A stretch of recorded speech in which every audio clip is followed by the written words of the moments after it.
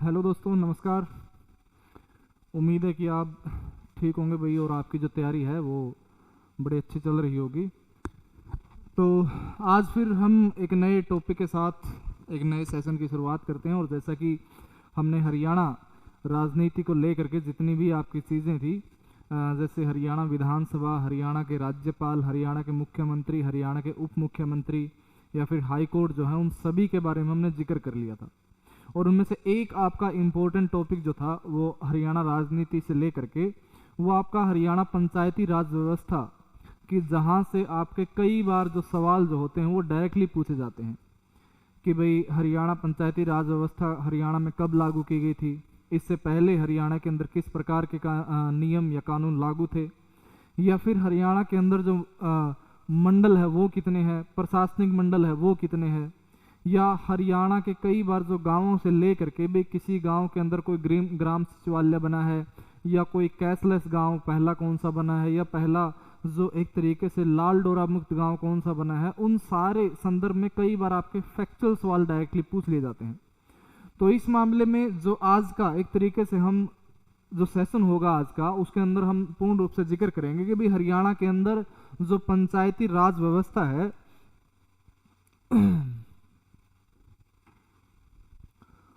पंचायती राज व्यवस्था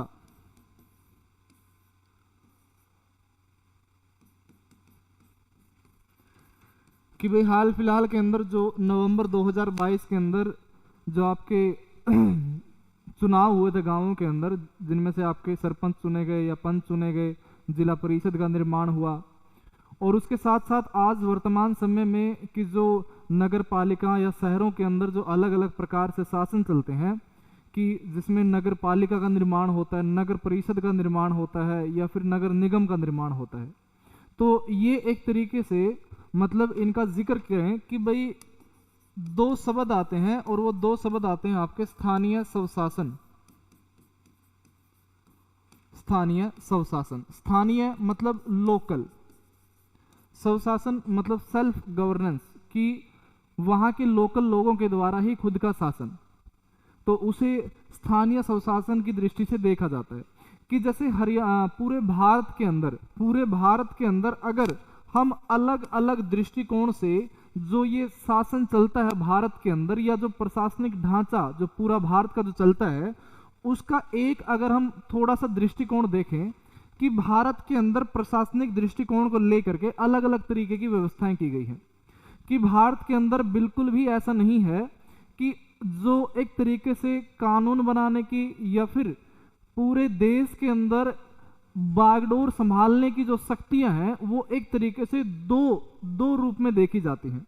और वो दो रूप में कैसे देखी जाती हैं कि एक तो होता है शक्तियों का केंद्रीकरण और एक होता है शक्तियों का विकेंद्रीकरण। शक्तियों का केंद्रीकरण और शक्तियों का विकेंद्रीकरण। शक्तियों का केंद्रीकरण क्या होगा कि अगर पूरे देश के अंदर किसी कानून का निर्माण हो रहा हो, चाहे वो किसी राज्य के संदर्भ में हो या किसी स्थानीय जिला के संदर्भ में हो या ब्लॉक के संदर्भ में हो या गांव के संदर्भ में हो, कि भाई देश के किसी भी क्षेत्र के अंदर किसी भी प्रकार का कानून बनेगा तो वो सिर्फ और सिर्फ एक गवर्नेंस बॉडी के द्वारा या फिर एक संस्था के द्वारा ही बनाया जाएगा। किसी अन्य संस्था को ये अधिकार ना हो कि वो किसी भी लेवल पर किसी भी प्रकार का कानून बना सके। तो उस प्रकार की व्यवस्था को कहा जाता है केंद्रीयकरण व्यवस्था, कि मतलब जो सारी शक्तियां हैं वो सिर्फ और सिर्फ एक ही जगह पर केंद्रीकृत है। लेकिन जो दूसरी व्यवस्था होती है प्रशासन या फिर शासन करने की, जिसको हम कहते हैं विकेंद्रीकरण व्यवस्था। विकेंद्रीकरण व्यवस्था के अंदर क्या होगा कि प्रत्येक राज्य देश के अंदर जो एक तरीके से कानून बनाने की शक्तियां होती है, उन शक्तियों को विभाजित कर दिया जाता है कि भाई कुछ एक शक्तियों को कुछ एक कानून बनाने का या कुछ एक जो शक्तियां होगी वो केंद्र के पास होगी, फिर कुछ एक शक्तियां राज्य के पास होगी, कुछ एक शक्तियां जिले के पास होगी, कुछ एक शक्तियां पंचायत के पास होगी। तो इस मामले में जो शक्तियां हैं जो एक तरीके से कानून निर्माण करने के लिए वो किसी एक जगह पर केंद्रीकरण नहीं है, वो विभाजित की गई है। तो उस व्यवस्था को कहा जाता है विकेंद्रीकरण व्यवस्था। और भारत के लिए हम जिक्र करें तो भारत के अंदर कि भाई हम जिक्र करें कि भारत के अंदर जो आपके कुछ एक कानून है वो केंद्र स्तर पर मिलते हैं और कुछ एक कानून आपके राज्य स्तर पर मिलते हैं, जिनका वर्णन जो है वो 7वीं अनुसूची के अंदर किया गया है। फिर इन शक्तियों को भी राज्य के अंदर अलग अलग मंत्री परिषद में अलग अलग मंत्री के अनुसार इनके अंदर विभाजित कर दिया जाता है कि भाई पंचायत के लिए वो अलग मंत्री होगा, किसी वित्त मंत्रालय के लिए अलग मंत्री होगा, और उसके बाद जो आगे जिला स्तर पर भी एक तरीके से अलग जो परिषद या सभा का निर्माण होता है, जिसको हम जिला परिषद कहते हैं, जिसको अधिकार होता है कि जिले के अंदर कुछ एक निर्णयों या फिर कुछ एक शक्तियों को लेकर के उनके पास अधिकार होते हैं। उसके बाद जो जिक्र करें कि जिले के बाद जो इसके बाद अगला स्तर जो आता है वो तहसील लेवल पर आता है, जिसको पंचायत समिति भी कहा जाता है। कि भाई पंचायत के मामले में या फिर उस ब्लॉक के मामले में कुछ एक निर्णय, कुछ एक शक्तियों का जो अधिकार होगा वो ब्लॉक समिति को होगा। और उसके बाद जो बिल्कुल निचले स्तर पर जो गांवों में ग्राम पंचायत का निर्माण होता है कि भाई जो एक देश से लेकर के, एक पूरे देश से लेकर के बिल्कुल नीचे स्तर का जो शासन है, जो ग्राम पंचायत के रूप में कार्य करता है, उसको भी कुछ एक निर्णयों को लेकर के शक्तियां दी जाती है।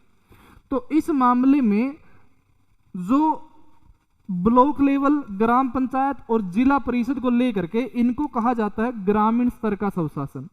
और जो आपकी नगर निगम, नगर पालिका, नगर परिषद और नगर पंचायत, तो जो ये चीजें हैं, ये आपकी जो परिषद होती हैं, ये जो सभाएं होती हैं, ये होती हैं आपकी शहरी स्वशासन। यानी कि मेरा कहने का मतलब है कि भाई भारत के अंदर जो व्यवस्था है शक्तियों को लेकर, कानून को बनाने को लेकर के, कुछ एक निर्णयों को लेकर के, वो एक तरीके से केंद्रीकरण व्यवस्था नहीं है, वो एक तरीके से विकेंद्रीकरण व्यवस्था है। और इसी विकेंद्रीय व्यवस्था के अनुसार भारत के अंदर पंचायती राज व्यवस्था का निर्माण किया गया। कि भाई भारत में पंचायती राज व्यवस्था होने का जो मुख्य कारण था कि भाई भारत की जो एक तरीके से शक्तियां हैं वो केंद्रीकरण ना हो, वो एक जगह पर ही इकट्ठी ना हो, उनका क्या किया जाए, विभाजन किया जाए, उनका विकेंद्रीकरण किया जाए। और इस पंचायती राज की अगर शुरुआत देखें तो इसकी जो सबसे पहले शुरुआत मिलती है पंचायती राज व्यवस्था की, वो चोल साम्राज्य के अंदर देखने को मिलती है। कि चोल साम्राज्य के अंदर कुछ एक ग्रामीणों के द्वारा एक ग्राम सभा या लोगों की एक सभा का निर्माण किया जाता था, और उस सभा का कार्य होता था कि उस गांव के संबंधित कुछ निर्णयों को लिया जाए। और जैसा जैसा समय चलता है कि अगर थोड़ा बहुत हम इसका दृष्टिकोण महाभारत की दृष्टि से देखें या फिर वैदिक काल के समय में देखें, कि जैसे महाभारत के अंदर जो ग्राम होते थे, उन ग्राम को या तो पुर से या फिर जनपद से संबोधित किया जाता था। और इनमें क्या चलता था, आपका स्थानीय स्वशासन चलता था कि लोग एक प्रधान का या फिर ग्रामिक का चुनाव करके उस स्थानीय लेवल पर एक तरीके से शासन उस स्थानीय लेवल पर किया जाता था। और इसी तरीके से वैदिक काल के अंदर भी जो आपकी व्यवस्था चलती थी, वो व्यवस्था किस तरीके से थी कि भाई कि समाज के अंदर जो सबसे छोटी व्यवस्था जिसे कुल कहा जाता था, और कुल से मिल करके ग्राम का निर्माण होता था, और ग्राम से मिल करके विश्व का निर्माण होता था, और विश्व से मिल करके जन का निर्माण होता था, और जन से मिल करके जनपद का निर्माण होता था। कुछ इस तरीके की संरचनाएं चलती थी कि भाई कुल जो एक तरीके से पारिवारिक या कोई परिवार जो है वो एक कुल के अंतर्गत आता था, और इसका जो मुखिया होता था उसको कुलपति कहा जाता था। और कई कुल मिल करके ग्राम का निर्माण करते थे, और कई गांव मिल करके विश्व का निर्माण करते थे, और कई विश्व मिल करके जन का निर्माण करते थे। और जो जन का एक प्रधान होता था, उस प्रधान को नाम दिया जाता था और उसको कहते थे राजन। जो राजन शब्द आता वो यहाँ से वैदिक समय में जन से ये आया था। और जन से मिलकर जनपद बनते थे, और 6ठी शताब्दी में जनपद से मिलकर जिस चीज का निर्माण हुआ तो वो बेसिकली था महाजनपद। यानी कि शासन, अगर पंचायती राज व्यवस्था का जिक्र करें या फिर स्थानीय स्वशासन का जिक्र करें तो स्थानीय स्वशासन चोल साम्राज्य, महाभारत साम्राज्य, महाभारत के समय या वैदिक समय से भारत के अंदर चला आ रहा है। और इसी के अंदर जो एक तरीके से मुख्य बदलाव हुए कि जब भारत के ऊपर अंग्रेजों का शासन होता है तो जाहिर सी बात है कि भाई समय के अनुसार कोई भी एक तरीके से बदलाव जो होते हैं वो देखने को मिलते ही हैं। तो क्या किया गया, जब भारत के ऊपर अंग्रेजों का शासन था तो पंचायती राज में स्थानीय स्वशासन के लिए पहला प्रयास किया गया।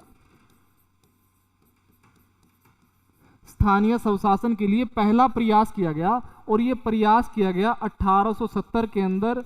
और ये प्रयास उस समय जो गवर्नर थे जिनका नाम था लॉर्ड मेयो, कि भारत में स्थानीय स्वशासन को लेकर के जो अंग्रेजों का भारत के ऊपर शासन था उस मामले में जो प्रथम प्रयास किया गया था वो एक तरीके से लॉर्ड मेयो के द्वारा किया गया। और ये प्रयास किया गया 1870 के अंदर। और इन प्रयासों का जो मुख्य कारण था कि भाई जो एक तरीके से पावर है, जो शक्ति है, वो किसी अव्वल ऊपर ही दर्जे पर ना रहे, वो एक तरीके से निचले स्तर पर, पंचायत स्तर पर या फिर जिला स्तर पर भी एक तरीके से इन शक्तियों का बंटवारा हो। और इस बंटवारे के लिए लॉर्ड मेयो ने जो 1870 के अंदर ये प्रयास किया था, ये प्रयास एक तरीके से पूर्ण रूप से सफल नहीं हो पाया। जो अंग्रेज अधिकारी थे वो इस चीज से मना कर देते हैं कि भाई अगर कानून बनाने की शक्ति या किसी भी निर्णय को अगर लेने की जो शक्ति है, अगर वो जिला स्तर पर या फिर स्थानीय स्तर पर यानी कि ग्राम पंचायतों के अंदर दे दी गई तो उस मामले में ब्रिटिश अधिकारियों की जो अहमियत है वो कम हो जाएगी। तो इस मामले में जो 1870 के अंदर जो पहला प्रयास किया गया था वो एक तरीके से प्रयास जो है उस प्रयास को खत्म कर दिया जाता है। और इस मामले में जो अगला प्रयास किया गया, लॉर्ड मेयो के बाद जो दूसरे गवर्नर आए उनका नाम था लॉर्ड रिपन।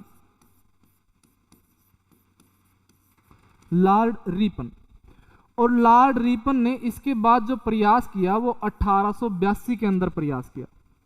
और 1882 के अंदर लॉर्ड रिपन ने स्थानीय स्वशासन को लेकर के, स्थानीय स्वशासन मतलब कि भाई पंचायतों का निर्माण करना हो, जिला परिषद का निर्माण करना हो, नगर पालिका या इस तरीके का निर्माण करना हो, तो उनके लिए कॉमन शब्द है आपका स्थानीय स्वशासन। कि लॉर्ड रिपन के द्वारा स्थानीय स्वशासन को लेकर के 1882 में एक बिल जो था, एक बिल प्रस्तुत किया गया। और इस बिल को क्या कर दिया जाता है, पारित कर दिया जाता है, पास कर दिया जाता है। और इस बिल के अनुसार क्या किया गया था, इस बिल के अंदर ये लिखा था कि भाई भारत के अंदर जो एक तरीके से शासन का तरीका होगा वो सिर्फ और सिर्फ प्रांत या फिर केंद्र तक सीमित नहीं होगा, वो पंचायत या जिला स्तर पर भी उनको मौका दिया जाएगा कि भाई वो किसी हद तक निर्णय लेने की जो शक्ति होगी उनके पास होगी। तो 1882 के अंदर जो ये पहली बार स्थानीय स्वशासन पास हुआ था, तो उस समय भारत में तालुका क्षेत्र या फिर जिला बोर्ड जिसको हम कहते हैं, तालुका क्षेत्र और जिला बोर्ड का गठन किया गया। और उनको अधिकार दिया गया कि भाई प्रांत के बाद जो एक तरीके से निर्णय लेने का अधिकार होगा वो जिला को होगा।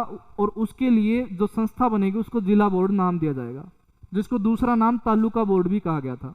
यानी कि स्थानीय स्वशासन को लेकर के जो सबसे सफलतम प्रयास रहा था वो 1882 में लॉर्ड रिपन के द्वारा किया गया था। और इसी कारण इस अधिनियम को, स्थानीय स्वशासन के लेकर के इस अधिनियम को जो पारित किया गया था, इसको नाम दिया गया स्थानीय स्वशासन का मैग्ना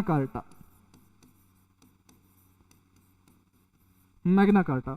और लॉर्ड रिपन जो भारत के अंदर 1880 से लेकर के 1884 तक रहे, तो इसे भारतीय स्थानीय स्वशासन के लिए सवर्ण काल इसको कहा गया।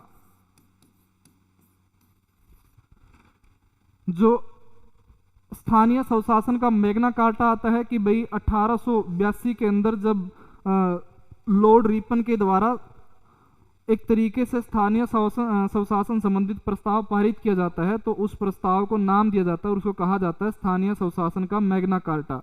और ये पारित किया गया था लॉर्ड रिपन के द्वारा, और 1884 तक जो उनका समय शासन काल रहा, तो उसके लिए एक तरीके से जो स्थानीय स्वशासन का जिक्र करें या फिर जो पंचायती राज के लिए अगर सवर्ण काल का जिक्र किया जाए तो आपका ये 1880 से लेकर के 1884 तक का समय आता है। और भारत के अंदर जो स्थानीय स्वशासन के रूप में जनक जिसे कहा जाता है वो लॉर्ड रिपन को कहा जाता है, कि जिनका 1882 के प्रस्ताव को पारित करने के बाद भारत के अंदर ये स्वशासन की शुरुआत हुई। उसके बाद जैसे जैसे समय गुजरता है कि भाई जो इसमें मुख्य परिवर्तन देखने को मिलते हैं कि जब भारत आजाद हो जाता है 1947 में, तो जो संविधान सभा थी, संविधान सभा का कार्य क्या था कि संविधान सभा प्रत्येक स्तर पर लेकर के कानूनों के निर्माण का कार्य कर रही थी, कि भाई प्रांतीय स्तर पर किस प्रकार के कानून होने चाहिए, राज्य स्तर पर किस प्रकार के कानून होने चाहिए, और आपके जिला स्तर पर या पंचायत स्तर पर किस प्रकार के कानून होने चाहिए, और किस संस्था को या किस सरकार को कितनी ताकत देनी चाहिए, कितनी शक्ति उसके पास होनी चाहिए। तो इस मामले में जब पंचायती राज लेकर के जिक्र हुआ कि भाई पंचायती राज को भी हमें शक्तियां देनी चाहिए, तो इस मामले में जो सबसे पहला विरोध किया गया था वो डॉक्टर भीमराव अंबेडकर ने किया था, कि उनका जो अर्थ था कि भाई पंचायती राज को एक तरीके से शक्तियां नहीं देनी चाहिए। लेकिन नेहरू, जवाहरलाल नेहरू और महात्मा गांधी इस चीज के पक्ष में थे कि भाई भारत के अंदर ग्राम पंचायतों का निर्माण हो या फिर जिला स्तर पर भी एक तरीके से न्यायिक व्यवस्था वहां पर होनी चाहिए। तो इस मामले में नेहरू और महात्मा गांधी जी दोनों इस चीज के पक्ष में थे। लेकिन अंबेडकर के विरोध में होने के कारण तो इस मामले में क्या किया गया, संविधान सभा के अंदर जो भारत का संविधान पारित हुआ, उस संविधान के अंदर सिर्फ और सिर्फ एक अनुच्छेद शुरुआत में रखा गया, और वो अनुच्छेद था अनुच्छेद 40, जो नीति निर्देशक तत्वों के अंदर रखा गया था। और अनुच्छेद 40 के अंदर क्या लिखा गया है कि भाई भारत या फिर एक जो राज्य है वो पंचायती राज को लेकर के प्रयास करेगा। यानी कि लॉर्ड रिपन के बाद जो दूसरा प्रयास भारत को लेकर के होता है कि भारत की आजादी के बाद, वो सिर्फ इतना होता है कि स्थानीय स्वशासन को लेकर के कोई संवैधानिक अधिकार जो है वो पंचायती राज को नहीं दिया गया था, और इसके लिए सिर्फ और सिर्फ एक अनुच्छेद था, और वो अनुच्छेद था 40, जो नीति निर्देशक तत्वों के अंदर शामिल किया गया था कि भाई राज्य जो होगी वो राज्य पंचायती राज व्यवस्था के लिए अपनी जो प्रयास जो है वो करती रहेगी। और इस मामले में कि भारत के अंदर जो योजना आयोग होता था कि भाई अगर भारत के संदर्भ में भारत की जो शासन की जो सबसे छोटी इकाई मानी जाती है वो ग्राम पंचायत है, और उन ग्राम पंचायत अगर ग्राम पंचायत विकसित होगी कि जैसे कोई भी अगर घर है, उस घर की अगर नींव जो है अगर मजबूत होगी, जो जाहिर सी बात है कि भाई इमारत के अंदर मजबूती देखने को मिलेगी। लेकिन अगर नींव कमजोर होगी तो इमारत जो है वो ज्यादा समय तक नहीं रह सकती। तो इस मामले में जो पंचायती राज व्यवस्था या पंचायती राज कहें वो भारत के लिए एक नींव है, और अगर नींव मजबूत होगी तो जाहिर सी बात है कि भारत रूपी एक जो इमारत होगी वो भी निश्चित रूप से मजबूत होगी। तो इस मामले में कि भाई पंचायती राज को संवैधानिक रूप से दर्जा न मिलने के कारण कि भाई उनका विकास भी जरूरी था, तो इस विकास के लिए पंचायती क्षेत्रों के विकास के लिए क्या किया गया, योजना आयोग के द्वारा 2 कार्यक्रम लागू किए गए थे। और ये कार्यक्रम कौन से थे कि एक तो था सामुदायिक विकास कार्यक्रम जो 1952 के अंदर बनाया गया था, और एक था राष्ट्रीय विस्तार सेवा कार्यक्रम जो 1953 के अंदर बनाया गया था। कि भारत के अंदर जो जितने भी गांव हैं उन गांवों के अंदर स्वशासन को लेकर के जो प्रयत्न किए गए वो योजना आयोग के द्वारा 2 कार्यक्रम बनाए गए थे, जिनमें से सामुदायिक विकास कार्यक्रम और राष्ट्रीय विस्तार सेवा कार्यक्रम। और इनका जो मुख्य कार्य था वो क्या था कि गांवों को लेकर के उनके विकास कार्यों के संदर्भ में जो कार्य करने की जिम्मेदारी थी वो इन दो अधिनियम की या फिर इन 2 प्रोग्राम की थी। और उस मामले में क्या किया गया कि इन दोनों कार्यक्रमों के प्रयास से भारत के अंदर पहली बार 2 अक्टूबर 1952 को राजस्थान के अंदर एक अक्षेत्र आता है, और वो अक्षेत्र है आपका नागौर जिला। और इस नागौर जिले का एक गांव है जिसका नाम है बगदरी गांव। कि इन दोनों के प्रयासों से भारत में पहली बार पंचायती राज व्यवस्था की शुरुआत की गई। और जो शुरुआत की गई थी वो 2 अक्टूबर 1952 से की गई थी, और राजस्थान के नागौर जिले के बगदरी गांव से शुरुआत की गई थी। और इसके जो तारीख निर्धारित की गई थी भी 2 अक्टूबर, जो महात्मा गांधी का जन्म दिवस भी है। और ये 2 अक्टूबर निर्धारित करने का कारण क्या था कि महात्मा गांधी जी के अनुसार जो एक तरीके से केंद्र सरकार की जो प्रशासनिक ढांचे की जो उन्होंने सपना देखा था वो कुछ इस तरीके से था कि भाई जो पहला स्तर होगा वो ग्राम स्तर होगा, और ग्राम स्तर पर लोगों का चुनाव हो करके वो एक स्तर यानी कि ब्लॉक स्तर पर एक प्रधान या फिर किसी और निर्वाचित ब्लॉक स्तर पर लोगों का चुनाव करेंगे। और फिर जितने भी ब्लॉक होंगे वो सारे ब्लॉक मिलकर के जिला स्तर पर व्यक्तियों का चुनाव करेंगे, और जिला स्तर पर व्यक्ति एक साथ हो करके राज्य स्तर पर लोगों का चुनाव करेंगे जो राज्य के अंदर शासन स्थापित करेंगे। और फिर राज्य स्तर पर जो लोग चुनाव करेंगे वो केंद्र सरकार का निर्माण करेंगे। यानी कि जो एक तरीके से महात्मा गांधी का वो प्रशासनिक मॉडल था वो कुछ इस तरीके से विभाजित किया गया था कि भाई जो गांव के लोग हैं वो गांव के लोग ब्लॉक स्तर पर, यानी कि जो आपका ब्लॉक स्तर पर पंचायत समिति के स्तर पर उन लोगों को चुना जाएगा जो ब्लॉक स्तर पर शासन कर सके, और ब्लॉक स्तर के लोग इकट्ठे होकर जिला स्तर पर शासन करने के लिए लोगों का चुनाव करेंगे, और जिला स्तर के लोग इकट्ठे होकर के राज्य के ऊपर शासन जो लोग करेंगे उनका चुनाव करेंगे, और राज्य स्तर के लोग चुन करके पूरे केंद्र जो स्तर पर हमारा पूर्ण शासन होगा उन लोगों का चुनाव करेंगे। ये एक तरीके से महात्मा गांधी के द्वारा निर्धारित किया गया मॉडल था। तो उस मामले में कि भाई जो भारत के अंदर एक तरीके से जो पंचायती राज व्यवस्था की जो शुरुआत हुई थी तो वो कब हुई भाई, वो 2 अक्टूबर 1959 को ये शुरुआत हुई कि 2 कार्यक्रम सामुदायिक विकास कार्यक्रम 1952 और 1953 के अंदर। लेकिन अभी भी पंचायती राज व्यवस्था को लेकर के कोई भी ऐसा प्रावधान नहीं था या फिर पंचायती राज को लेकर के कोई भी ऐसा संवैधानिक उनको दर्जा नहीं था कि जैसे भारत या राज्य या केंद्र सरकार को लेकर के जो कुछ एक पद बनाए गए हैं, चाहे राज्य सरकार के अंदर जो आपका मुख्यमंत्री का पद होता है तो मुख्यमंत्री का जो पद है वो संविधान के अंदर लिखा गया है। केंद्र सरकार के अंदर जो प्रधानमंत्री का पद है वो संविधान के अंदर अनुच्छेद 75 में लिखा गया है। तो जब किसी भी पद का जो निर्माण है वो संविधान के अनुसार हो तो उसे कहा जाता है कि भाई इस पद के लिए संवैधानिक दर्जा दिया गया है।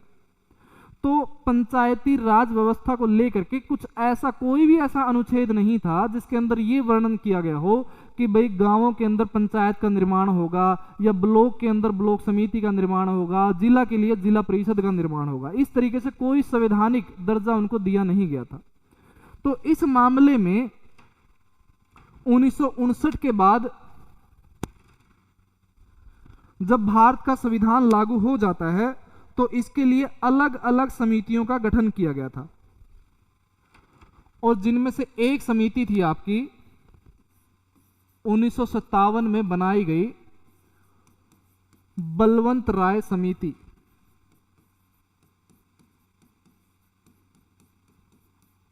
1957 के अंदर एक समिति का गठन किया गया था जिसका नाम था बलवंत राय समिति। और इस समिति के अनुसार क्या किया गया था कि भाई जो एक तरीके से भारत के अंदर पंचायती राज की आवश्यकता कितनी है, जरूरत कितनी है, वो इस समिति के अंदर बताया गया था।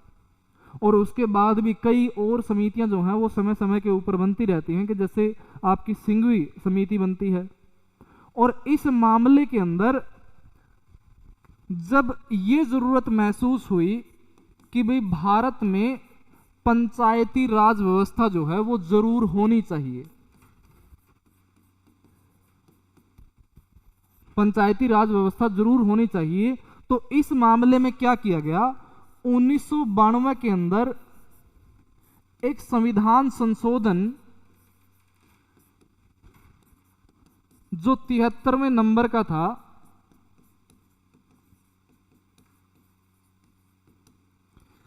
के अंदर एक 73वें नंबर का जो संविधान संशोधन है, संशोधन के लिए एक बिल जो था वो लोकसभा और राज्यसभा के अंदर लाया गया।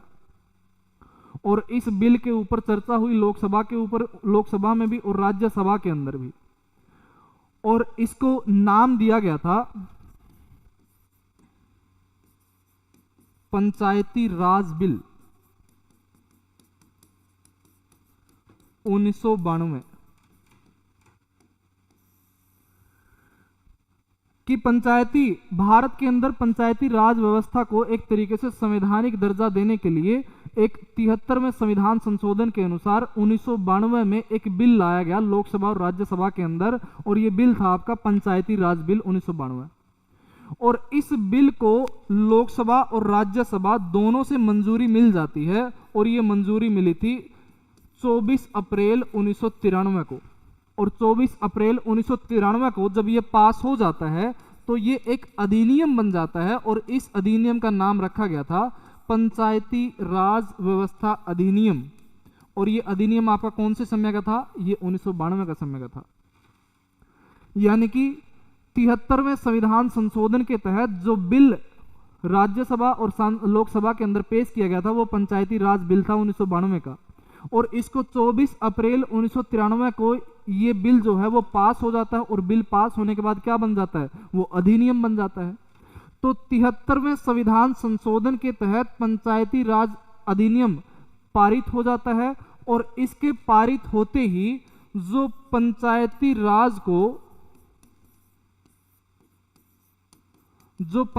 राज को एक तरीके से संवैधानिक दर्जा दे दिया जाता है।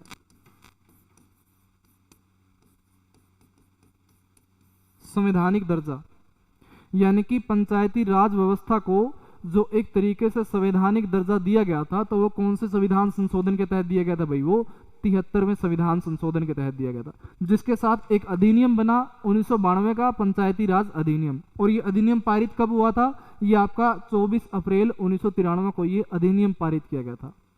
और संवैधानिक दर्जा मिलने का मतलब क्या है कि भाई अब जो गांव के अंदर ग्राम पंचायत बनेगी, जिला स्तर पर जिला परिषद बनेगी, नगर पालिका बनेगी, नगर परिषद बनेगी, नगर निगम मिलेगी, उनका वर्णन भारतीय संविधान के अंदर होगा। अब वो ये नहीं है कि भाई मतलब कि उनका वर्णन जो है वो भारतीय संविधान के अंदर देखने को नहीं मिलेगा। तो इस संविधान संशोधन के तहत पंचायती राज व्यवस्था को एक तरीके से संवैधानिक दर्जा जो है वो मिल जाता है। और ये पंचायती राज व्यवस्था दो तरीके से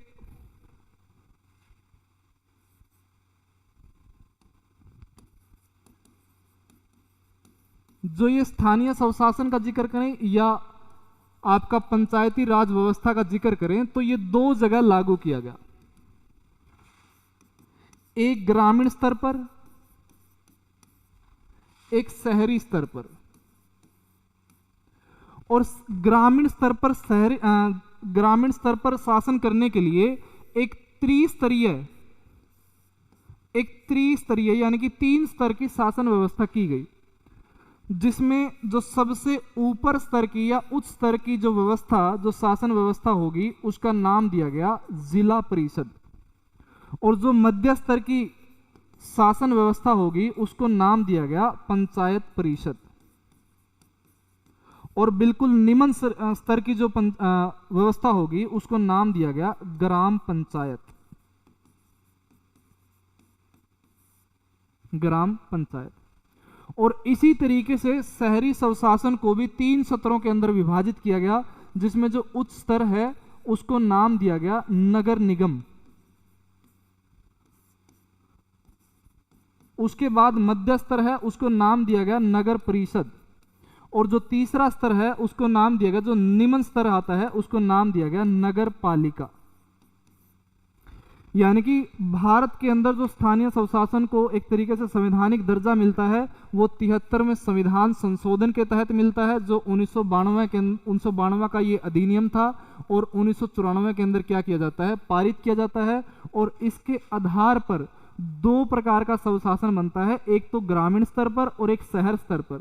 और ये शहर स्तर पर जो ग्रामीण और शहर स्तर पर जो ये स्वशासन था, ये 3 स्तर का शासन था, जिनमें अगर उच्च स्तर की बात की जाए कि भाई उच्च स्तर की जो शासन व्यवस्था होगी उसे नाम दिया जाएगा जिला परिषद।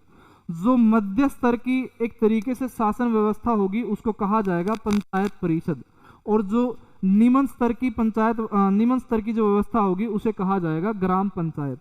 और उसके साथ साथ कि भाई शहरी स्तर पर हम देखें तो जो उच्च स्तर की शासन व्यवस्था होगी उसे नगर निगम कहा जाएगा, और जो आपकी मध्य स्तर की शासन व्यवस्था होगी उसे नगर परिषद, और जो निम्न स्तर की होगी उसे नगर पालिका इसका नाम दिया जाएगा। और 73वां संविधान संशोधन जो 1992 के अंदर जरूर पारित हुआ, तो इसके साथ साथ कुछ एक और बदलाव किए गए, और वो बदलाव किस तरीके से थे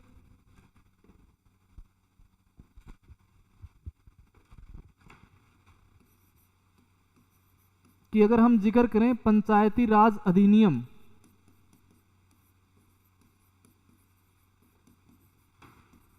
पंचायती राज अधिनियम 1992, या फिर हम जिक्र करें 73वां संविधान संशोधन,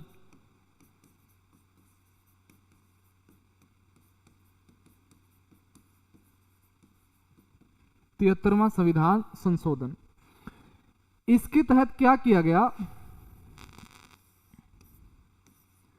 कि भारतीय संविधान के अंदर एक अनुसूची शामिल की गई। भारतीय संविधान के अंदर एक अनुसूची शामिल की गई, और वो अनुसूची थी 11वीं, कि भारतीय संविधान को में लेकर के जो पंचायती राज के जो एक तरीके से नियम या फिर जो इसको अधिकार दिए गए थे, उन अधिकारों का जो संविधान के अंदर वर्णन किया गया, तो वो 73वें संविधान संशोधन के लिए था। और 73वें संविधान संशोधन, इसके तहत संविधान के अंदर एक अनुसूची शामिल की गई, और ये अनुसूची थी आपकी 11वें नंबर की। और इस 11वें अनुसूची के साथ साथ संविधान के अंदर पंचायत को लेकर के, पंचायत राज कहें या फिर स्थानीय स्वशासन कहें, उसको लेकर के जिस भाग का निर्माण किया गया वो बेसिकली संविधान का भाग 9 है। कि अगर आपसे सीधे रूप से सवाल पूछा जाए कि भाई पंचायती राज को लेकर के भारतीय संविधान का कौन सा भाग संबंधित है, तो वो आपका कौन सा भाग संबंधित है भाई, वो भाग 9 संबंधित है। पंचायती राज को लेकर के कौन सी अनुसूची बनाई गई है, वो 11वीं अनुसूची बनाई गई है। और इस अनुसूची के तहत संविधान के अंदर एक अनुच्छेद शामिल किया गया, और ये अनुच्छेद था 243वां। और इस 243 अनुच्छेद के अंदर ग्रामीण स्तर पर, जिला स्तर पर, पंचायत स्तर पर, नगर पालिका, नगर परिषद, नगर निगम के स्तर पर जितने भी निर्णय या उनके जो अधिकार हैं, उन सारे अधिकारों का जो वर्णन किया गया है वो इस 243 अनुच्छेद के अंदर किया गया है। और इस 243 अनुच्छेद को एक तरीके से अलग अलग भागों, अलग अलग अध्यायों के अंदर वर्णित किया गया है। और इसका जो वर्णन मिलता है वो आपको 243 ए से लेकर के ये 243 ओ तक, यानी कि 22 भागों के अंदर इसका वर्णन देखने को मिलता है कि भाई पंचायती राज को लेकर के जो अनुच्छेद है उसके अंदर पंचायती राज व्यवस्था को 22 भागों में अलग अलग करके विभाजित किया गया है। 22 अध्यायों के अंदर अलग अलग चीजों का वर्णन किया गया है। और जो ये वर्णन मिलता है आपका, ये अनुच्छेद 243 में मिलता है। और ये 243 अनुच्छेद जो जिक्र किया गया है वो 243 ए से लेकर के 243 ओ तक अलग अलग 22 भाग बना रखे हैं। और ये जो सारे जो ये अनुच्छेद 243 है, ये आपका संविधान के कौन से भाग में आता है भाई? ये भाग 9 के अंदर आता है। और संविधान संशोधन के लिए जो एक तरीके से अनुसूची शामिल की गई थी, वो अनुसूची कौन सी थी भाई? वो 11वीं अनुसूची थी। और इसके साथ साथ दूसरा जिक्र करें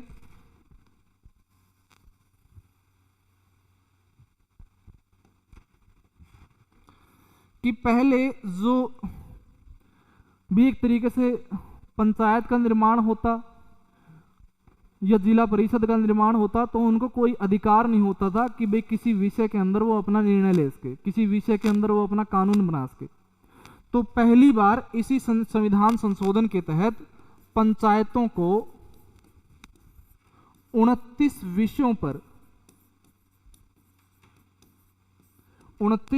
पर निर्णय लेने का अधिकार दिया गया।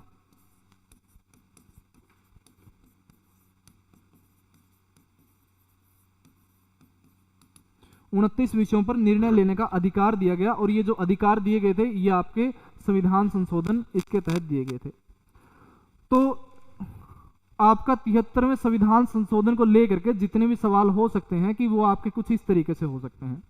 और इसमें भी जो 2-3 चीजें और शामिल की जाएं कि भाई जो ये संविधान संशोधन पारित हुआ था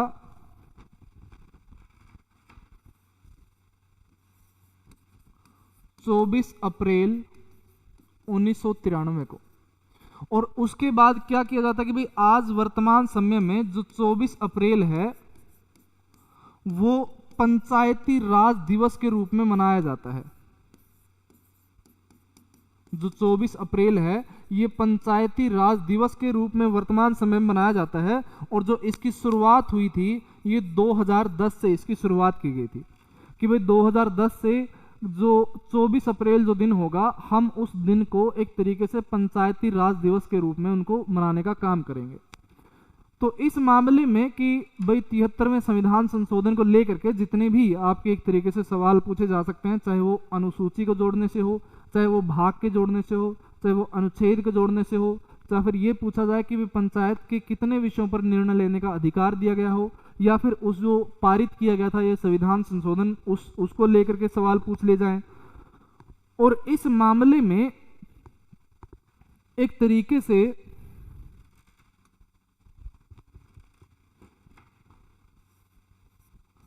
जो ये 1992 का अधिनियम था, इस अधिनियम के तहत आरक्षण की व्यवस्था नहीं थी, चाहे वो महिलाओं को लेकर हो। तो क्या किया गया, आरक्षण को लेकर के एक और संविधान संशोधन किया गया और वो संविधान संशोधन था 83वां संविधान संशोधन।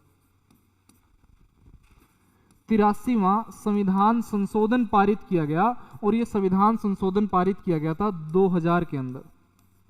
वर्ष 2000 के अंदर पंचायती राज के अंदर एक और बदलाव किया गया और वो बदलाव किसके संदर्भ में था कि भाई एक संविधान संशोधन यानी कि 83वां संविधान संशोधन पारित किया गया। और इस संविधान संशोधन के तहत क्या किया गया कि भाई SC ST को अब पंचायती राज व्यवस्था के अंदर आरक्षण दिया जाएगा, चाहे वो सीटों के संदर्भ में हो कि भाई कुछ एक स्तर पर लेकर के इन पंचायती राज व्यवस्था में SC ST की भागीदारी को लेकर के ये एक तरीके से संविधान संशोधन किया गया था। और ये संविधान संशोधन कब किया गया भाई? ये 2000 के अंदर किया गया। इस मामले में कि भाई एक जो हम छोटा सा जिक्र देखें कि आपका जो भारत में मैंने जिक्र किया कि भाई पंचायती राज व्यवस्था होगी वो 3 स्तर की होगी। जिनमें से एक आपका जिला स्तर का है, जो बिल्कुल ऊपरी स्तर या उच्च स्तर का कहा जा सकता है। दूसरा आपका खंड स्तर यानी कि ब्लॉक लेवल पर, और तीसरा पंचायत स्तर पर। और जिला स्तर पर जिस चीज का निर्माण होगा तो उसे क्या कहते हैं हम? जिला परिषद उसको कहते हैं। पंचायत स्तर पर जिस चीज का निर्माण होगा उसे कहा जाएगा पंचायत समिति। और जो पंचायत स्तर पर या ग्राम स्तर पर, ग्राम पंचायत के स्तर पर 3 चीजों का निर्माण होता है, और वो 3 चीजें कौन सी आती हैं आपकी? एक तो आती है ग्राम पंचायत, और एक आती है आपकी ग्राम सभा, जो यहां पर लिखी हुई है। ग्राम पंचायत, ग्राम सभा, महिला सभा या फिर वार्ड सभा। ग्राम पंचायत क्या होगी कि भाई पंच और सरपंच मिल करके जिस एक सभा का निर्माण करते हैं या जिस एक संगठन का निर्माण करते हैं, वो बेसिकली एक प्रकार का ग्राम पंचायत है। लेकिन अब ये तो ऐसा तो है नहीं कि पूरे ग्राम, उस गांव के निर्णय लेने का जो पूर्ण रूप से अधिकार होगा वो सिर्फ और सिर्फ उन 5 या 6 व्यक्तियों को होगा। अब प्रत्येक गांव के अंदर भाई किसी भी रूप में बुद्धिजीवी लोग हो सकते हैं, वो अपने निर्णय किसी भी स्तर पर दे सकते हैं। और उन निर्णयों में कि भाई कोई भी व्यक्ति जो 18 वर्ष से ऊपर हो और जिसका नाम मतदाता सूची में हो। मतदाता सूची के अंदर कैसे?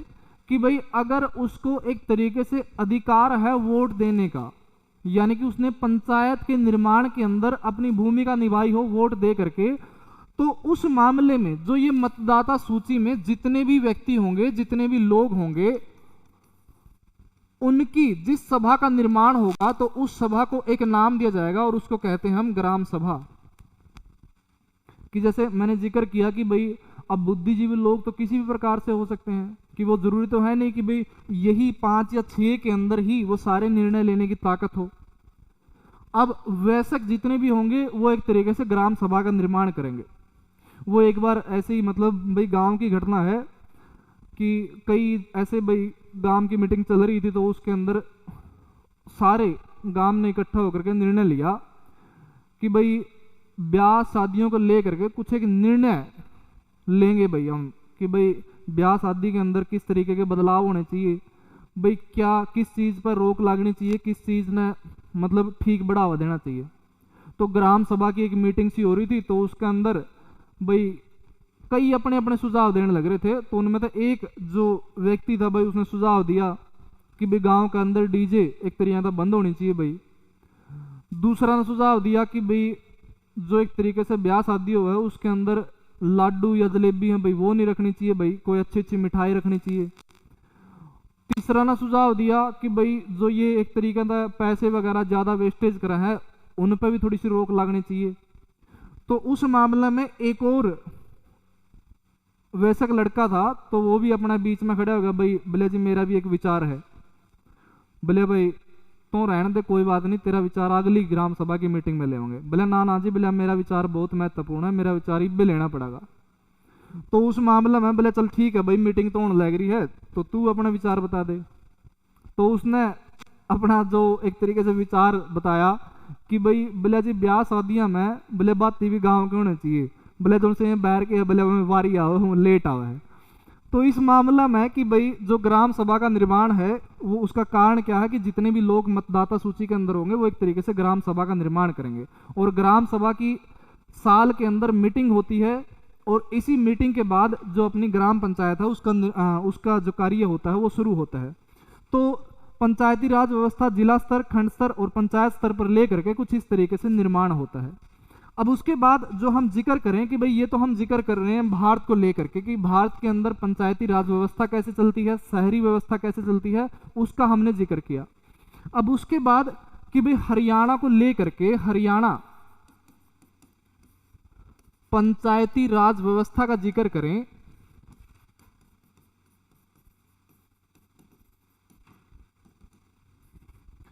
कि हरियाणा के अंदर जो वर्तमान समय में पंचायती राज व्यवस्था चल रही है ये एक तरीके से किस प्रकार से चलती थी या इसके अंदर किस प्रकार के बदलाव होते थे। तो उस मामले में थोड़ा सा जिक्र करें हम कि हरियाणा के अंदर जो वर्तमान समय में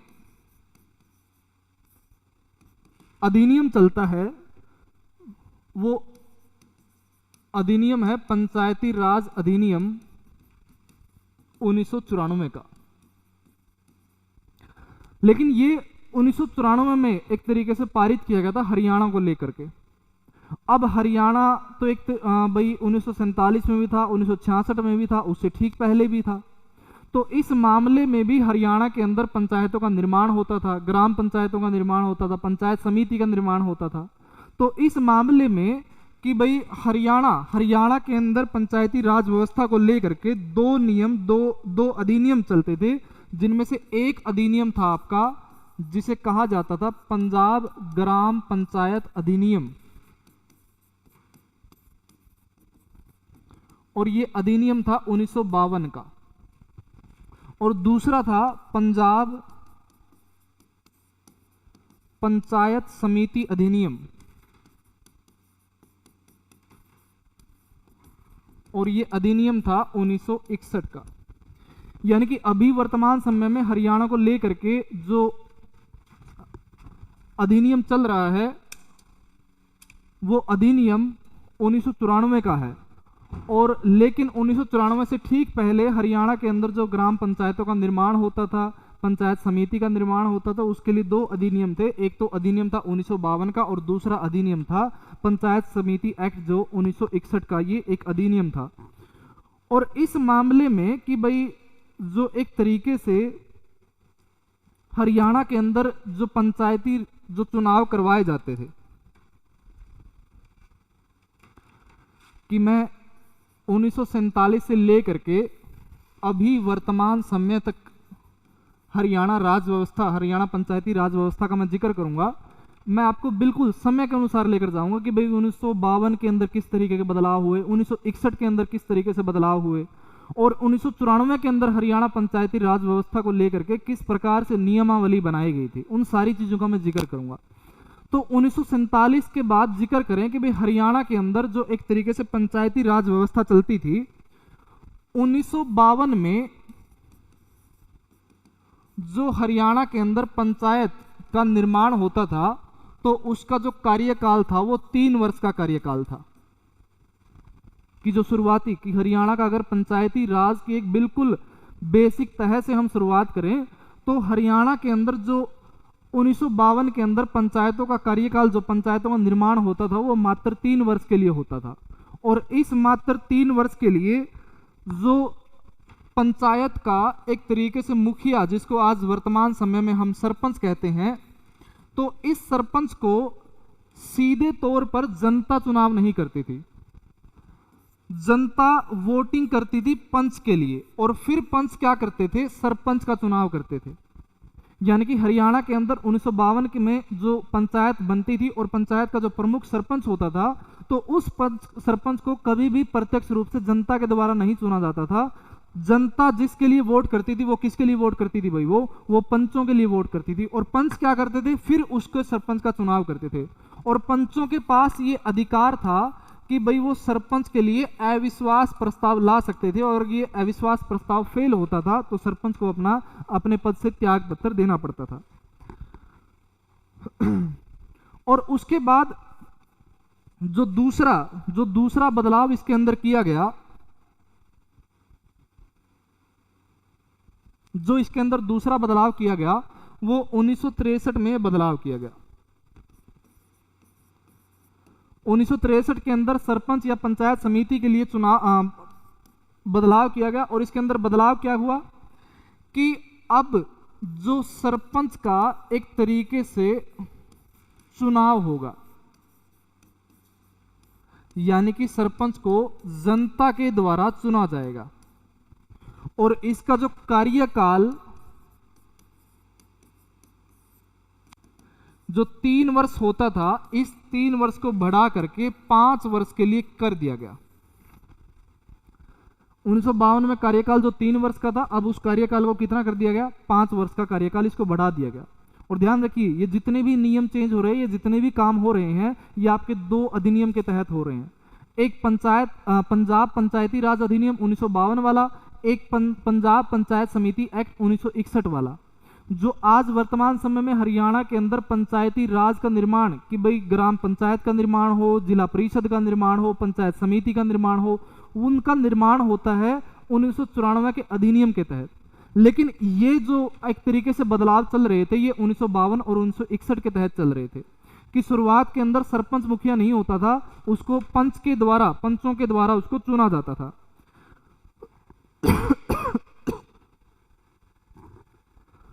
फिर उसके बाद 2 बदलाव जो मुख्य रूप से देखने को मिले,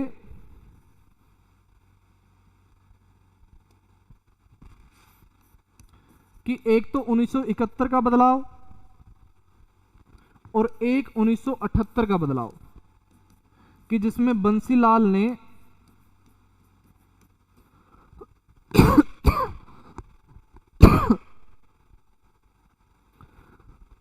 ने दोबारा क्या किया कि भाई पंचों को अधिकार दे दिया कि भाई अब वो सरपंच का चुनाव करेंगे। लेकिन 1978 के अंदर फिर से देवीलाल की सरकार आती है और देवीलाल की सरकार क्या करती है, खारिज कर देती है इस चीज को कि भाई पंच सरपंच का चुनाव नहीं करेंगे, सरपंच का चुनाव तो ऐसे ही डायरेक्ट रूप से चलता रहेगा।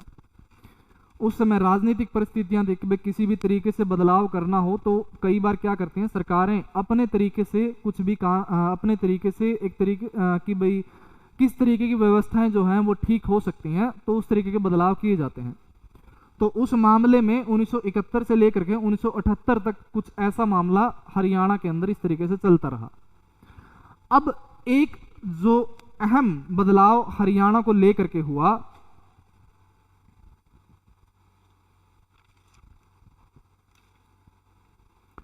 कि जो मैंने जिक्र किया था पंजाब ग्राम पंचायत अधिनियम जो 1952 का था और पंचायत समिति अधिनियम जो 1961 का था। तो उस समय भजनलाल की सरकार चल रही थी और भजनलाल की सरकार के अंदर इन दोनों को मिला करके एक बिल हरियाणा विधानसभा के अंदर लाया गया कि भाई अब हरियाणा के अंदर जो पंचायती राज होगा वो एक प्रॉपर तरीके से होगा और इन दोनों के अधिनियम जो हैं वो इस बिल के अंदर शामिल किए गए। और इस बिल के अंदर जो इस बिल को विधानसभा के अंदर लाया गया था वो 1990 के अंदर इस विधानसभा के अंदर इस बिल को लाया गया। और इस बिल को एक तरीके से 22 दिसंबर 1992 को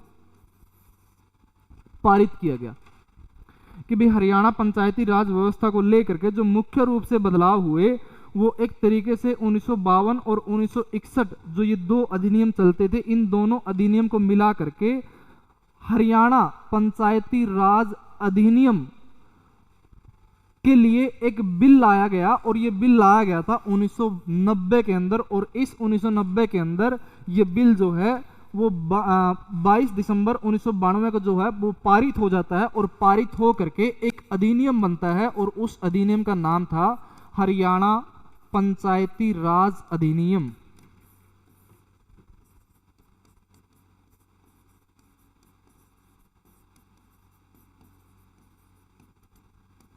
यानी कि हरियाणा पंचायती राज अधिनियम जो था वो पारित कब हुआ था भाई, ये 22 दिसंबर 1992 को ये पारित हुआ था और इन दोनों को मिला करके ये अधिनियम लाया गया था। तो इस मामले में कि भाई इस अधिनियम को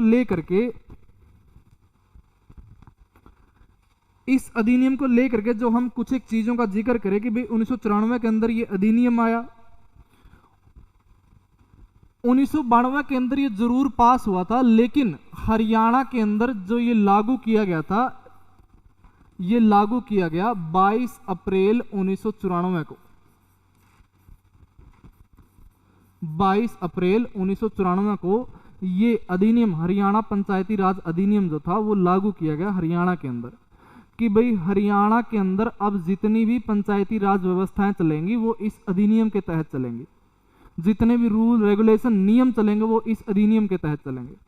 और इसके अंदर जो बेसिक सी चीजें थी जो इसके अंदर कि भाई एक कि पंचायती राज को लेकर के जितने भी नियम होंगे उसके लिए एक नियमावली बनाई गई, और ये नियमावली बनाई गई थी 24 अगस्त 1994 को कि भाई सरपंच का चुनाव ऐसे होगा, उनका कार्यकाल ऐसे होगा।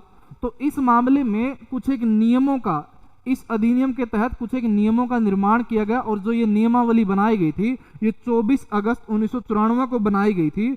और उसके साथ साथ कि शुरुआत के अंदर इस नियमावली के अंदर कुछ एक अधिकार क्षेत्र को दूर रखा गया था। वो अधिकार क्षेत्र से थे आपके वित्त को लेकर के, बजट को लेकर के, कुछ एक ऐसी व्यवस्थाएं थी जो पंचायती राज व्यवस्था से थोड़ी सी दूर रखी गई थी कि भाई वित्त का क्षेत्र हो या फिर बजट वाला क्षेत्र हो। तो इस मामले में वित्त को लेकर के हरियाणा के अंदर एक और नियमावली शामिल की गई थी, और ये नियमावली शामिल की गई थी 14 अगस्त 1996 को। 14 अगस्त 1996 को कि भाई पंचायतों को वित्त संबंधी जो बजट संबंधी अधिकार दिए गए थे वो बेसिकली 14 अगस्त 1996 को ये अधिकार दिए गए। और हरियाणा पंचायती राज व्यवस्था को लेकर के जो नियमावली तैयार की गई थी वो 24 अगस्त 1994 को तैयार की गई। और इसके साथ साथ क्या खास बात और थी कि भाई 1996 से पहले हरियाणा के अंदर सरपंच के साथ साथ उप सरपंच का भी पद होता था। कि भाई एक चीज का शासन व्यवस्था के अंदर उस समय एक चीज का जिक्र मिलता था कि भाई जैसे मुख्यमंत्री के साथ उप मुख्यमंत्री का पद होता है, प्रधानमंत्री के साथ उप प्रधानमंत्री का पद होता है, तो भाई सरपंच को भी एक ऐसा पद की जरूरत है जो उसकी सहायता कर सके। तो उस मामले में एक उप सरपंच का पद होता था, लेकिन उस उप सरपंच के पद को 14 अगस्त 1996 को क्या कर दिया जाता है, समाप्त कर दिया जाता है। कि 14 अगस्त 1996 को कुछ एक नियम, कुछ एक कानून जो है पंचायती राज व्यवस्था के लिए बनाए गए थे, और इन पंचायती राज व्यवस्था के अंदर जो एक तरीके से उप सरपंच का जो पहले पद होता था उस उप सरपंच के पद को क्या कर दिया जाता है, खत्म कर दिया जाता है, खारिज कर दिया जाता है। और इसके साथ साथ कि भाई अब जो हरियाणा के अंदर चुनाव होंगे, चाहे वो सरपंच का चुनाव हो या पंच का चुनाव हो या जिला परिषद का चुनाव हो, वो हरियाणा पंचायती राज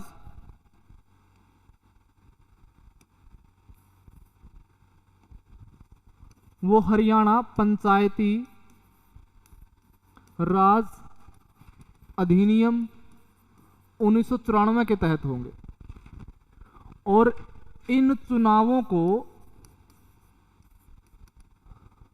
चुनावों को जो आयोजित करवाएगा कि भाई जो चुनाव करवाने की सारी जिम्मेदारी होगी वो राज्य चुनाव आयोग की होगी।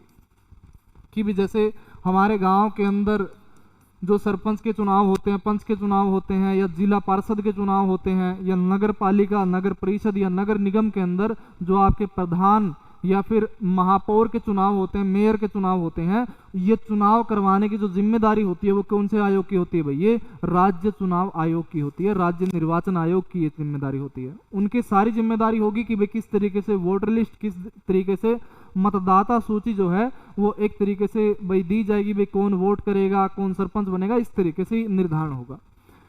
उसके बाद कि भाई हरियाणा के अंदर जब ये पंचायती राज व्यवस्था लागू की गई और हरियाणा के अंदर जब ये निर्णय लिया गया कि भाई पंचायती जो एक तरीके से चुनाव होंगे वो इस अधिनियम के तहत होंगे, और इस अधिनियम के तहत जो हरियाणा में पहली बार चुनाव करवाए गए वो दिसंबर 1994 के अंदर चुनाव करवाए गए। कि हरियाणा में पंचायती राज अधिनियम 1992 के तहत जो सर्वप्रथम चुनाव हुए थे वो आपके दिसंबर 1994 के अंदर हुए थे। और दिसंबर 1994 के अंदर आपके ये चुनाव 3 स्तर पर हुए,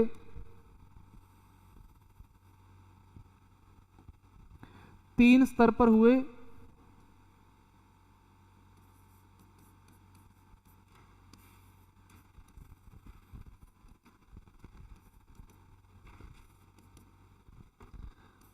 जो उच्च स्तर यानी कि जिला परिषद का निर्माण किया गया,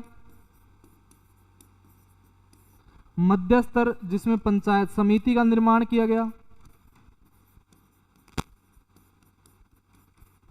और ग्राम स्तर पर ग्राम पंचायत का निर्माण किया गया।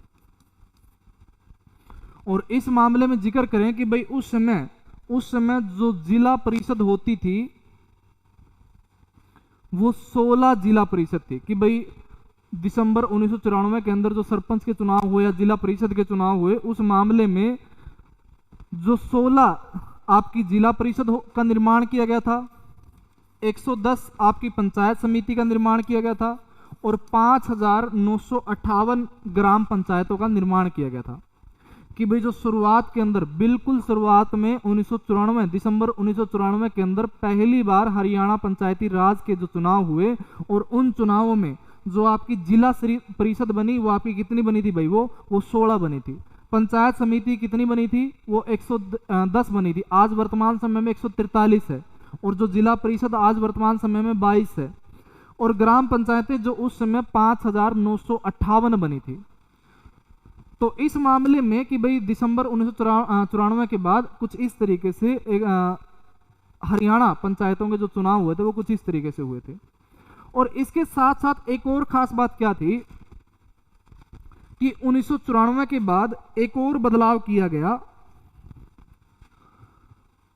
और ये बदलाव किया गया 6 नवंबर 2020 को।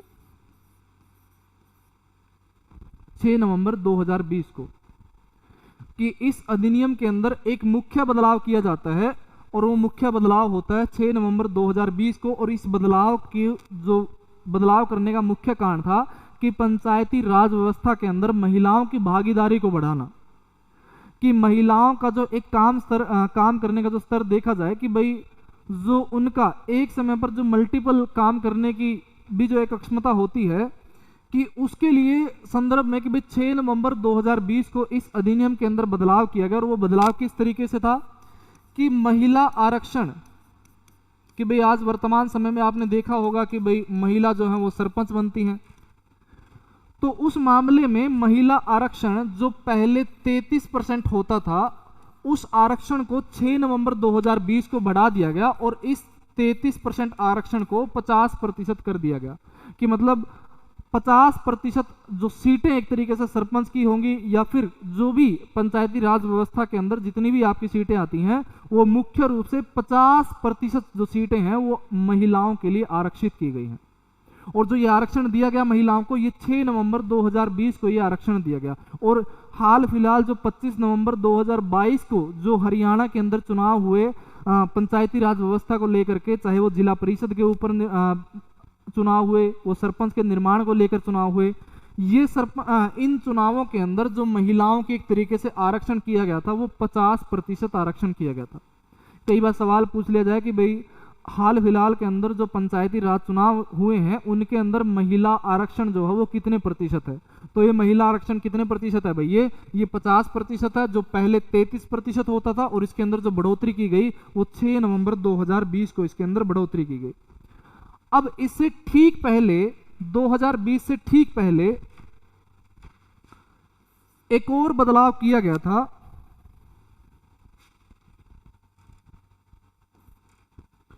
2020 से ठीक पहले एक और बदलाव किया गया था, और यह बदलाव किया गया था 7 सितंबर 2015 को। 2015 को कि जैसा मैंने जिक्र किया था कि भाई अगर कोई भी इमारत है, अगर उस इमारत की अगर नींव मजबूत होगी तो जाहिर सी बात है कि इमारत वो तभी मजबूत हो पाएगी। और भारत के निर्माण के लिए जो नींव का कार्य करती है वो एक तरीके से ग्राम पंचायतें नींव का निर्माण करती हैं।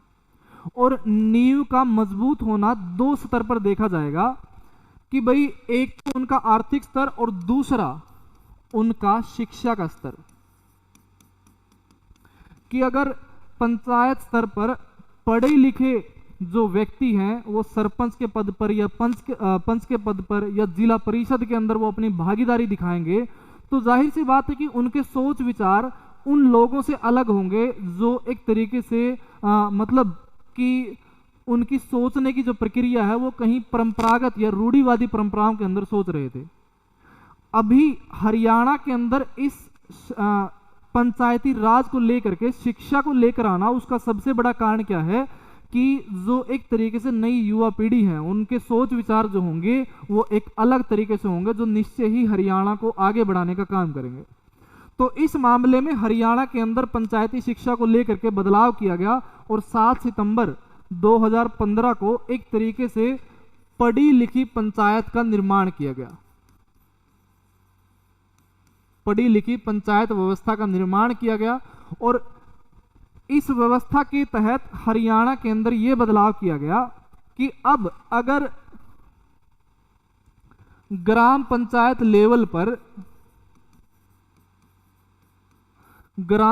लेवल पर अगर चुनाव होंगे तो उस चुनावों के अंदर शिक्षा का स्तर भी देखा जाएगा। और वो शिक्षा का स्तर किस तरीके से होगा कि पंचायती राज व्यवस्था के अंदर जो ये शिक्षा का स्तर देखा गया कि भाई अगर कोई सामान्य श्रेणी का पुरुष है, अगर कोई सामान्य श्रेणी का पुरुष है तो उसके लिए न्यूनतम शिक्षा योग्यता रख दी गई कि भाई वो 10वीं पास होना चाहिए, वो 10वीं पास होना चाहिए। और उसके बाद जो आरक्षित वर्ग का पुरुष होगा, आरक्षित वर्ग का पुरुष होगा और कोई भी महिला होगी, उसके लिए शिक्षा योग्यता रख दी गई कि भाई ये कम से भी कम 8वीं पास जरूर होना चाहिए। कि भाई जो सामान्य श्रेणी के लिए जो पुरुष की योग्यता आती है वो बेसिकली 10वीं पास आती है और आरक्षित वर्ग और सामान्य वर्ग की महिला के लिए जो योग्यता होगी ये कितनी होगी भाई, ये 8वीं पास होगी। उसके बाद आरक्षित वर्ग के अंदर अगर हम जिक्र करें महिला का, आरक्षित वर्ग के अंदर महिला का जिक्र करें तो इसके लिए जो योग्यता रखी गई वो 5वीं पास की योग्यता रखी गई कि सामान्य श्रेणी 10वीं पास योग्यता होनी चाहिए, आरक्षित वर्ग महिला सामान्य श्रेणी के हो तो वो मिनिमम 8वीं पास होनी चाहिए और आरक्षित वर्ग की अगर कोई महिला है उसको कम से कम 5वीं पास होना चाहिए।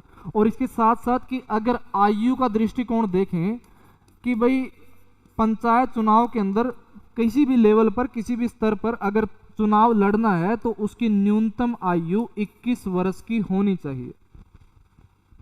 और ये पढ़ी लिखी पंचायत या ग्राम पंचायत के अंदर जो शिक्षा व्यवस्था या पंचायत स्तर पर जो ये शिक्षा व्यवस्था लागू की गई थी ये आपकी 7 सितंबर 2015 को इस व्यवस्था को लागू किया गया था।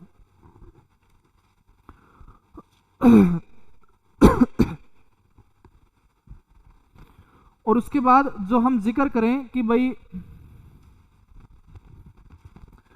हमने जिक्र किया था कि भाई एक तो होगा आपका ग्रामीण स्तर पर स्वशासन और एक होगा आपका शहरी स्तर पर स्वशासन। और ग्रामीण स्तर पर स्वशासन जो है वो 3 स्तर में विभाजित किया जाता है, जिला परिषद, पंचायत समिति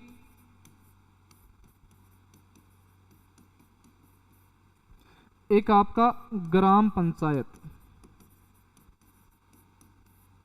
और इनका थोड़ा सा अगर हम रूप देखें तो आपकी कि भाई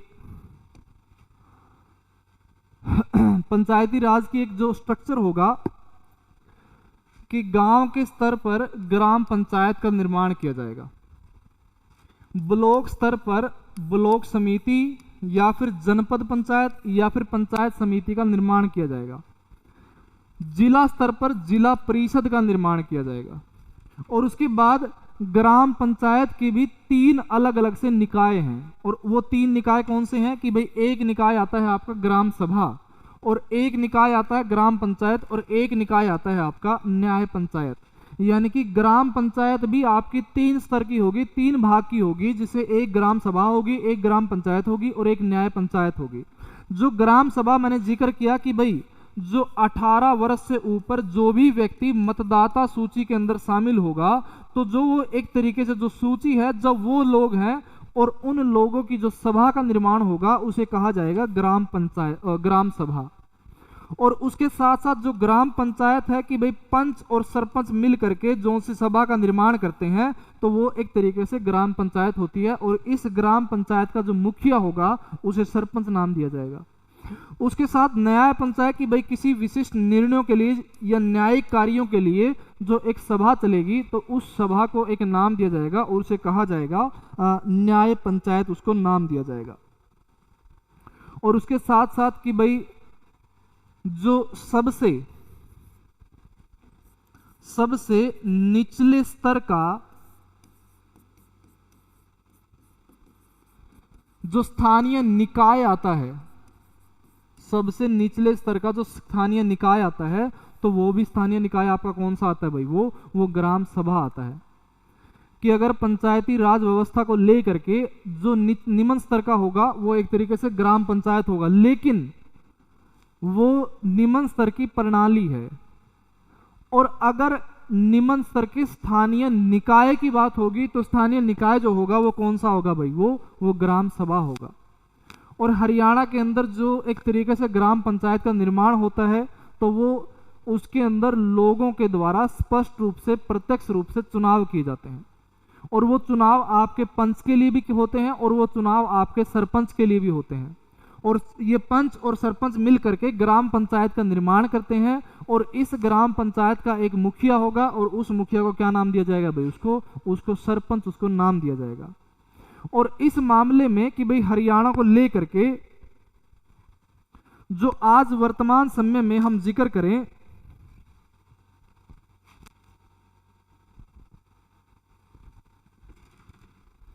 कि शुरुआत के अंदर हम जिक्र करेंगे ग्राम पंचायत को लेकर के।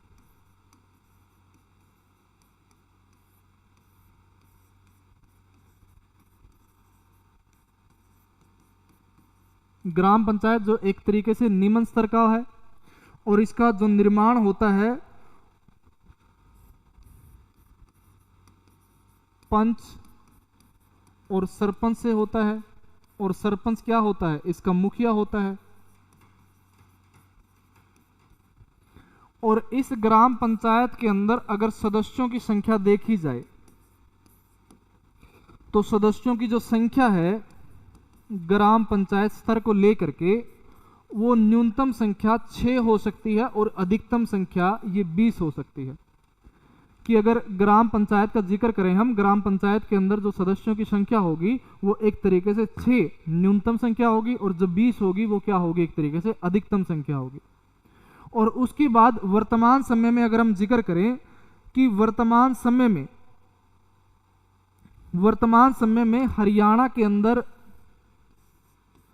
जो 2011 की जनगणना बताई गई थी, तो 2011 की जनगणना के अंदर जो हरियाणा में गांवों की संख्या थी वो 6,841 संख्या थी। 6,841 संख्या थी। और इस 6,000 अगर वर्तमान में अगर हम देखें,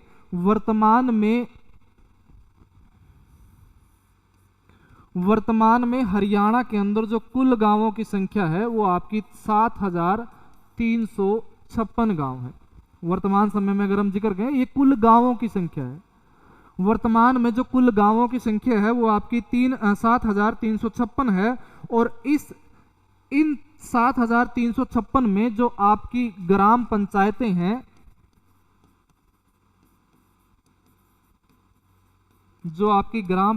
हैं, वो 6,228 हैं। कि भाई गांवों में से जो वर्तमान समय में ग्राम पंचायतें काम कर रही हैं वो एक तरीके से 6,228 ग्राम पंचायतें हैं। और इनमें से अगर हम जिक्र करें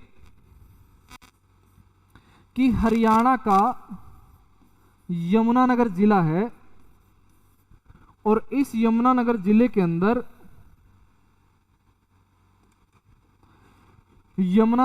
के अंदर आपकी सबसे अधिक पंचायत मिलती है।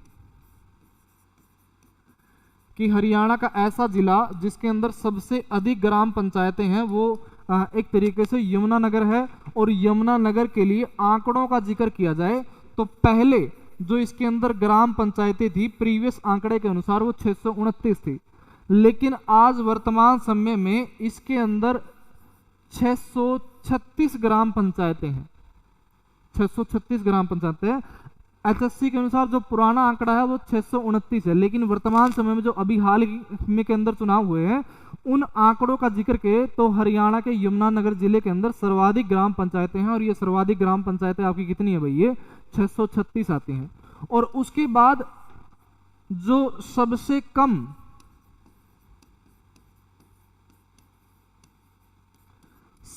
कम ग्राम पंचायतों का जिक्र आए तो जो ये पहले सबसे कम ग्राम पंचायतें होती थी ये हरियाणा के फरीदाबाद जिले में थी। और फरीदाबाद जिले में लगभग 119 ग्राम पंचायतें थी जो एक तरीके से उस समय पर 119 ग्राम पंचायतें फरीदाबाद के अंदर होनी थी। और हरियाणा के 22 जिलों में जो सबसे कम ग्राम पंचायतें पाई जाती हैं वो आपकी फरीदाबाद जिले के अंदर पाई जाती हैं। और इसके साथ साथ कि अगर हम जिक्र करें कि ग्राम की दृष्टि से जो आपका सबसे बड़ा गांव आता है,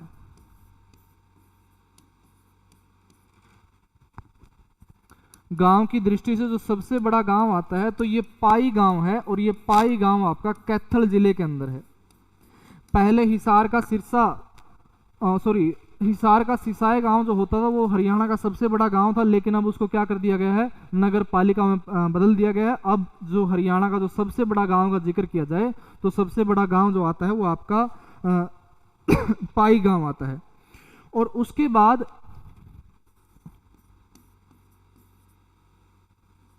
सबसे छोटे गांव का जिक्र करें हम, जो सबसे छोटा गांव है वो हरियाणा के पंचकुला जिले के अंदर आता है। और इस गांव का नाम है सुखो माजरी गांव। ये सुखो माजरी गांव जो है ये आपका पंचकुला के अंदर आता है। कि ग्राम हरियाणा के अंदर जो पहला स्तर है और पहला स्तर ग्राम पंचायत, उसके संदर्भ में अगर हम जिक्र करें कि भाई निम्न स्तर का जो ये श्रेणी है और निम्न स्तर की श्रेणी के लिए पंच और सरपंच का इसके अंदर चुनाव होता है। सरपंच इसका मुखिया है। 6 से 20 इसकी संख्या है। 2011 के अनुसार गांवों की संख्या 6841 है, लेकिन वर्तमान में 7356 है और ग्राम पंचायतें 6228 है। उसके बाद यमुनानगर जिसके अंदर सर्वाधिक ग्राम पंचायतें मिलती हैं। सबसे कम ग्राम पंचायतों वाला जो एक तरीके से जिला है वो फरीदाबाद है। उसके बाद कि भाई जो हम जिक्र करें कि हरियाणा के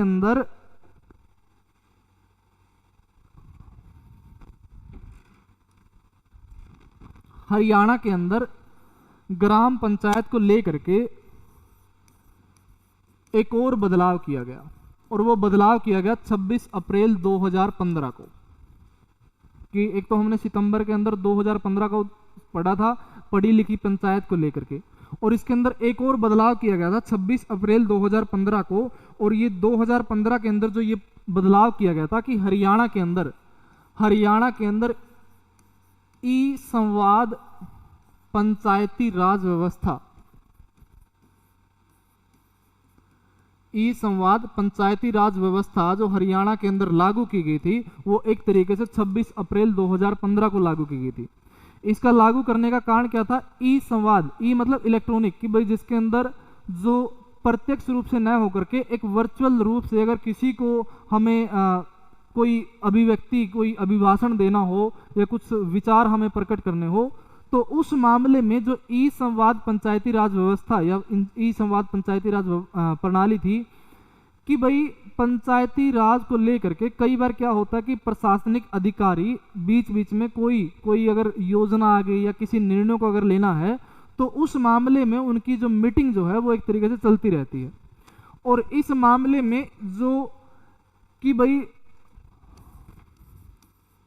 सरकार का प्रत्यक्ष रूप से, सरकार का प्रत्यक्ष रूप से पंचायतों के साथ बातचीत करने के लिए एक प्रणाली जो शुरू की गई, उसको नाम दिया गया ई संवाद पंचायती राज व्यवस्था, जो ये लागू की गई थी। ये 26 अप्रैल 2015 को ये लागू की गई थी। और उसी के साथ साथ हरियाणा में पहली बार ई ग्राम सभा भी देखने को मिली। ई ग्राम सभा मतलब कि भाई जैसे मोबाइल के थ्रू कोई मीटिंग होती है या कंप्यूटर के माध्यम से कोई मीटिंग होती है, तो उनको कहा जाता है ई मीटिंग्स या फिर ई संवाद या फिर ई कम्युनिकेशन। तो इस मामले में 2015 में जो शुरुआत हुई थी, तो क्या हुआ कि भाई हरियाणा के अंदर जो प्रथम ई ग्राम सभा की शुरुआत की गई, तो इसके लिए एक गांव था जो उसका नाम है खुर्दवन गांव। और ये जो खुर्दवन गांव आता है, ये आपका यमुनानगर के अंदर ये गांव आता है। यानी कि हरियाणा का एक ऐसा गांव जिसके अंदर सर्वप्रथम ई ग्राम सभा यानी कि ग्राम सभा की जो मीटिंग हुई वो लैपटॉप या मोबाइल के माध्यम से मीटिंग ये करवाई गई थी। तो ये मीटिंग हुई थी खुर्दवन यमुनानगर जिले के अंदर आता है। और उसके साथ साथ हरियाणा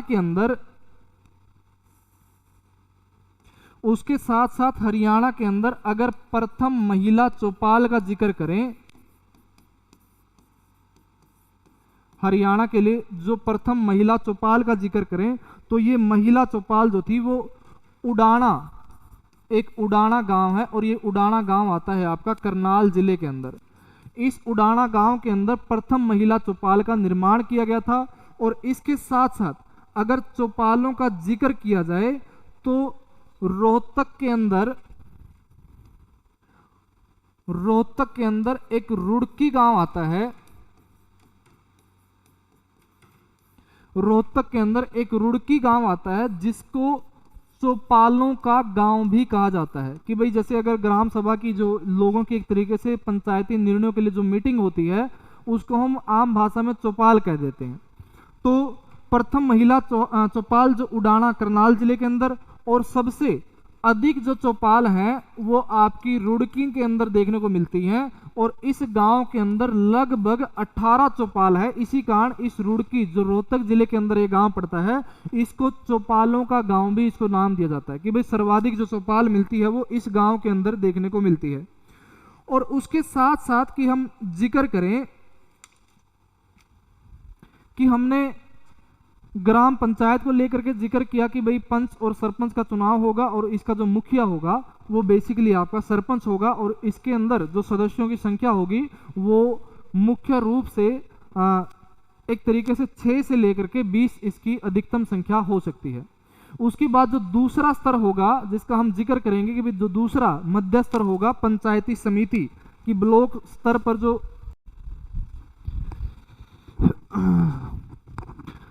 थोड़ा साउंड इश्यू के कारण बीच में ब्रेक लग गया था भाई। उसके बाद जो हमने अभी जिक्र किया कि भाई निम्न स्तर पर जो हमारा स्वशासन की एक तरीके से जो निचली इकाई होती है जिसको हम कहते हैं ग्राम पंचायत, और उसके बाद जो मध्य स्तर की इकाई का जिक्र करें तो उसको कहते हैं हम पंचायत समिति। कि अब की बार जब आपने जो इलेक्शन के अंदर जब चुनाव वोट दिया होगा तो वोट सिर्फ और सिर्फ पंचायत सरपंच के लिए नहीं, आपने कि ब्लॉक समिति के जो मेंबर होते हैं उन मेंबरों के लिए भी आपने चुनाव दिया होगा, वोट दिया होगा। तो उस मामले में कि जैसे जो पंचायत ब्लॉक स्तर पर जो ग्रामीण स्तर का जो स्वशासन है उसके लिए जो हमने शुरुआत के अंदर जिक्र किया कि भाई ग्राम स्तर पर ग्राम पंचायत का निर्माण होगा। तो ब्लॉक स्तर पर जिस चीज का निर्माण होता है उसे ब्लॉक समिति, जनपद पंचायत या फिर पंचायत समिति उसे कहा जाता है। तो हम जिक्र करें कि भाई मध्य स्तर पर जो पंचायत समिति का निर्माण होगा, और पंचायत समिति के निर्माण के लिए एक तरीके से जो पंचायत समिति का निर्माण होगा, इस पंचायत समिति के जो मेंबर हैं उन मेंबर का एक तरीके से प्रत्यक्ष रूप से जनता के द्वारा चुनाव किया जाएगा। कि जैसे जब सरपंच का वोट दिया था तो उसके साथ साथ ब्लॉक समिति के जो मेंबर होते हैं उनके भी वोट उस समय दिए जाते हैं, और इन मेंबर का जो चुनाव हो करके फिर ये आगे जा करके प्रधान का चुनाव करते हैं। और ये प्रधान कौन होता है? ये प्रधान होता है पंचायत समिति का प्रधान, या पंचायत समिति का अध्यक्ष का नाम दे तो ये पंचायत समिति का जो अध्यक्ष होता है उसे प्रधान कहा जाता है। तो सिंपल सा मतलब है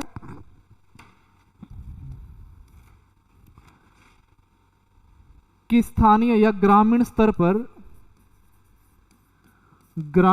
पर शासन की मध्य इकाई, ग्रामीण स्तर पर जो शासन की मध्य इकाई होगी तो उसे क्या बोलेंगे हम? पंचायत समिति कहेंगे या फिर प्रशासनिक ब्लॉक कहेंगे, प्रशासनिक ब्लॉक। और इस प्रशासनिक ब्लॉक के अंदर जो इसके मेंबर होते हैं, जो इसके मेंबर होंगे वो इलेक्शन के द्वारा चुनकर आएंगे, और ये मेंबर जो होते हैं वो क्या करते हैं? फिर प्रधान का चुनाव करते हैं। पंचायत समिति का एक प्रधान का फिर क्या करते हैं? चुनाव करते हैं। और इसके अंदर क्या है कि जैसे अगर कोई भी ग्रामीण स्तर पर निकाय है, चाहे वो जिला परिषद पर हो, चाहे वो पंचायत समिति के स्तर पर हो या फिर ग्राम पंचायत के स्तर पर हो, तो प्रत्येक स्तर पर सरकार का कोई ना कोई एक अधिकारी जो होता है वो इस परिषद का सदस्य होता है, कि जो इनको एक तरीके से सरकार के साथ इनको जोड़े रखने का जो कार्य होता है। एक प्रशासनिक अधिकारी वो आपका ग्राम पंचायत के साथ भी मिलेगा, आपका पंचायत समिति के साथ भी मिलेगा, आपका जिला परिषद के साथ भी मिलेगा। जो ग्राम पंचायत को एक तरीके से सरकार के साथ जोड़ने में जो भूमिका निभाता है उसे कहते हैं ग्राम विकास अधिकारी, जो ग्राम सचिव जिसे नॉर्मल भाषा में कहा जाता है। उसके बाद जो पंचायत समिति को सरकार के साथ जोड़ने का काम करता है वो बेसिकली खंड विकास अधिकारी होता है, जो नॉर्मल भाषा में जिसको बीडीपीओ जिसको कहते हैं, बीडीपीओ जिसको कहते हैं, ब्लॉक डेवलपमेंट पंचायत ऑफिसर। और उसके बाद जो उच्च स्तर है, उच्च स्तर पर मुख्य कार्यकारी अधिकारी होता है जिसको डीडीपीओ कहा जाता है, डिस्ट्रिक्ट डेवलपमेंट पंचायत ऑफिसर। यानी कि जो ये एक तरीके से स्थानीय स्वशासन की निकाय है, चाहे वो ग्राम पंचायत है, चाहे वो पंचायत समिति है, चाहे वो जिला परिषद है, इनको सरकार के साथ जोड़े के रखने के लिए सरकार का एक प्रशासनिक अधिकारी इनके साथ जुड़ा हुआ होता है, इनका एक सदस्य होता है। और वो प्रशासनिक अधिकारी ग्राम स्तर पर देखेंगे तो वो ग्राम विकास अधिकारी होगा। कि जैसे गांवों के अंदर आपने देखा होगा कि भाई जो पंचायती किलों की पंचायती जो जमीन होती है, अगर उनकी जो बोली करवाई जाती है वो ग्राम सचिव के द्वारा होगी। गांव के अंदर कुछ भी निर्माण कार्य करवाना होगा तो उसकी पहली जिम्मेदारी ग्राम सचिव को दी जाती है। और इसी तरीके से पंचायत समिति के जो कुछ कार्य होंगे उसकी जानकारी खंड विकास अधिकारी यानी कि ब्लॉक डेवलपमेंट पंचायत ऑफिसर को इसकी जानकारी दी जाती है। यानी कि ये कार्य सरकार के द्वारा होते हैं, लेकिन सरकार को ये बताना है कि गांव के अंदर या पंचायत के अंदर ये कार्य करवाने हैं तो इनके लिए प्रशासनिक अधिकारी क्या किए गए हैं? नियुक्त किए गए हैं। तो उस मामले में तो पंचायत समिति में कौन होगा भाई? ब्लॉक डेवलपमेंट पंचायत ऑफिसर होगा। और इसी के साथ जो ये मेंबर चुनकर आते हैं, अगर पंचायत समिति के अगर सदस्यों का जिक्र किया जाए तो इसके सदस्य एक तो होगा इसका अध्यक्ष, एक होगा उपाध्यक्ष। जो पंचायत समिति के सदस्य होंगे एक उसमें अध्यक्ष होगा, एक उपाध्यक्ष होगा, और एक और अगर उस पंचायत समिति के क्षेत्र में कोई राज्यसभा सांसद है वो, अगर उस पंचायत क्षेत्र समिति के अंदर कोई लोकसभा का सांसद है वो भी, और उसके अंदर जो विधानसभा के अंदर निर्वाचित जो सदस्य होगा, जो विधानसभा का निर्वाचित सदस्य है वो भी पंचायत समिति का मेंबर माना जाएगा उसको। यानी कि पंचायत समिति के अगर सदस्यों का जिक्र किया जाए तो जितने ये ब्लॉक समिति के मेंबर चुन करके आगे जाते हैं तो ये क्या करते हैं, ये अध्यक्ष और उपाध्यक्ष का चुनाव करते हैं। और राज्यसभा लोकसभा जो उस पंचायत समिति के अक्षेत्र के अंतर्गत आती है, वही लोकसभा के मेंबर वही राज्यसभा के मेंबर जो क्या होंगे, वो इस पंचायत समिति के सदस्य होंगे। और विधानसभा के जो निर्वाचित सदस्य हैं जो उस अक्षेत्र के संबंध रखते हैं तो वो भी क्या होंगे, वो इसके एक तरीके से सदस्य होंगे। उसके साथ साथ कि अगर आज वर्तमान समय में जो पंचायत समिति हरियाणा के अंदर देखी जाए तो वर्तमान समय में अभी नवंबर 2022 के अंदर जो चुनाव हुए थे वो 143 चुनाव हुए थे।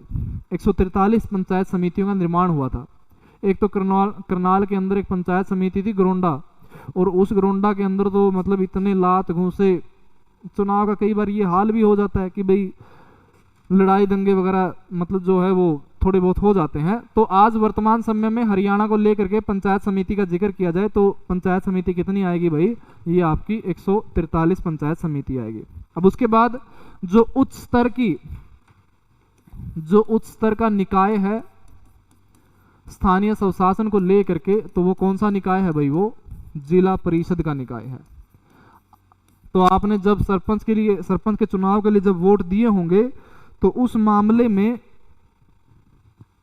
एक तरीके से आपके जो गांव के अंदर एक और सदस्य एक जिला परिषद के अंदर अपनी भागीदारी दिखाने के लिए एक और जो उम्मीदवार है उसके लिए भी वोट किए होंगे, और वो जिला पार्षद था जो जिला परिषद का एक मेंबर होता है।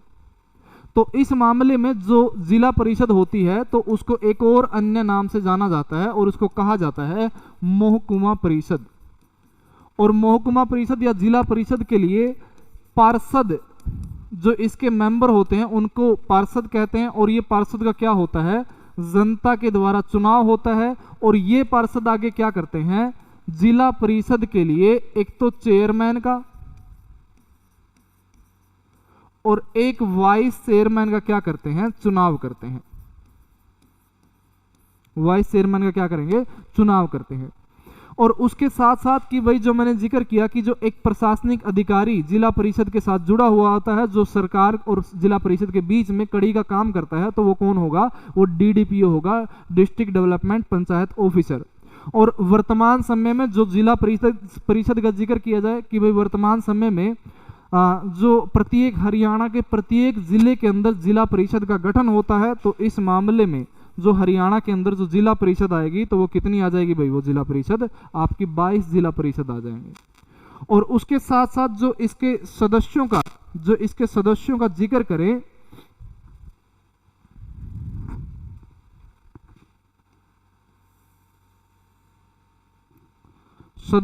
इसका जिक्र करें कि भाई एक तो चेयरमैन होगा,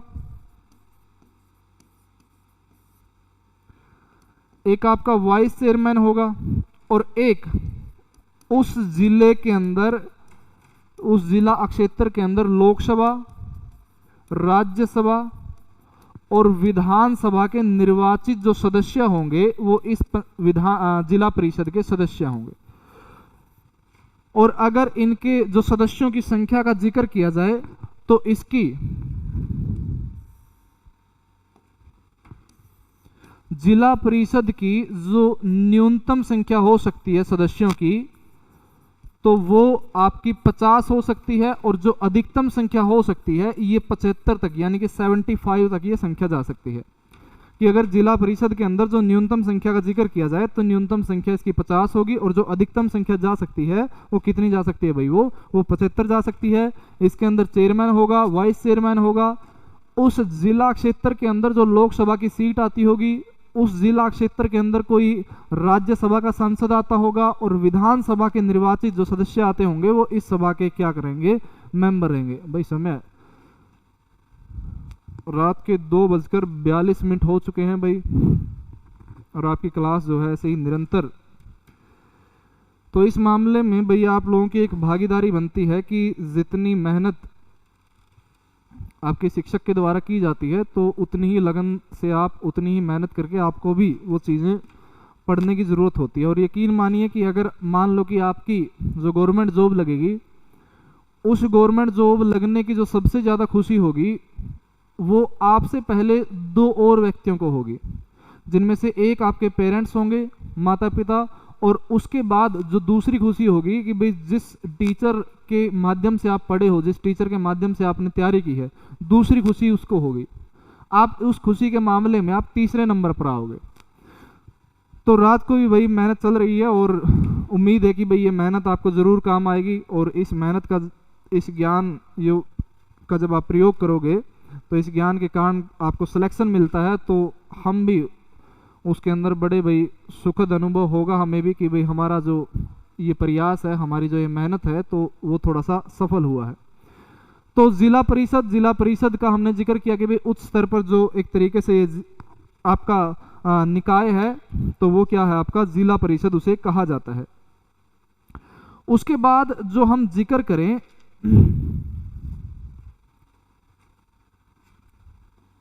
कि ये तो था आपका ग्रामीण स्तर पर, कि ग्रामीण गांवों के अंदर जो एक तरीके से स्वशासन जो है, स्थानीय लोगों को जो स्वशासन है वो आपको किस तरीके से दिया जा सकता है, कि भाई आप लोगों को ग्राम पंचायत स्तर पर उनको राज करने की भागीदारी दे सकते हो, पंचायत समिति के आधार पर, जिला परिषद के आधार पर। तो इस मामले में एक और दूसरा कि भाई शहर के लोग भी हैं, और शहर के लोगों में कि जो शासन की व्यवस्था होगी तो उसे कहा जाता है शहरी स्वशासन। और शहरी स्वशासन आपका 3 प्रकार का होगा, जिनमें से एक होता है आपका नगर पालिका, दूसरा होगा नगर परिषद, और तीसरा निकाय होता है नगर निगम। नगर निगम कि अगर शहरी स्वशासन का जिक्र किया जाए तो शहरी स्वशासन भी आपके 3 निकायों के अंदर, 3 स्तर के अंदर विभाजित किए जाते हैं। जो आपका नगर निगम है वो उच्च स्तर का है, नगर परिषद जो है वो मध्य स्तर का शहरी स्वशासन है, और नगर पालिका का जिक्र किया जाए तो ये निम्न स्तर का शहरी स्वशासन है। और इनका जो विभाजन किया जाता है, ये विभाजन आपका जनसंख्या के आधार पर ये विभाजन होता है। अब गांव के अंदर जो जनसंख्या मिलेगी आपको 15,000, 20,000 कुछ इस तरीके की जनसंख्या मिलेगी, लेकिन कुछ एक ऐसे क्षेत्र होते हैं जिनके अंदर जनसंख्या जो है वो काफ़ी अधिक होती है, कि भाई वो 1 लाख से ज़्यादा हो, या 5 लाख से ज़्यादा हो, या 10 लाख से ज़्यादा हो। तो उस मामले में जो 3 प्रकार के विभाजन किए जाते हैं आपके, कि नगर पालिका, नगर परिषद और नगर निगम।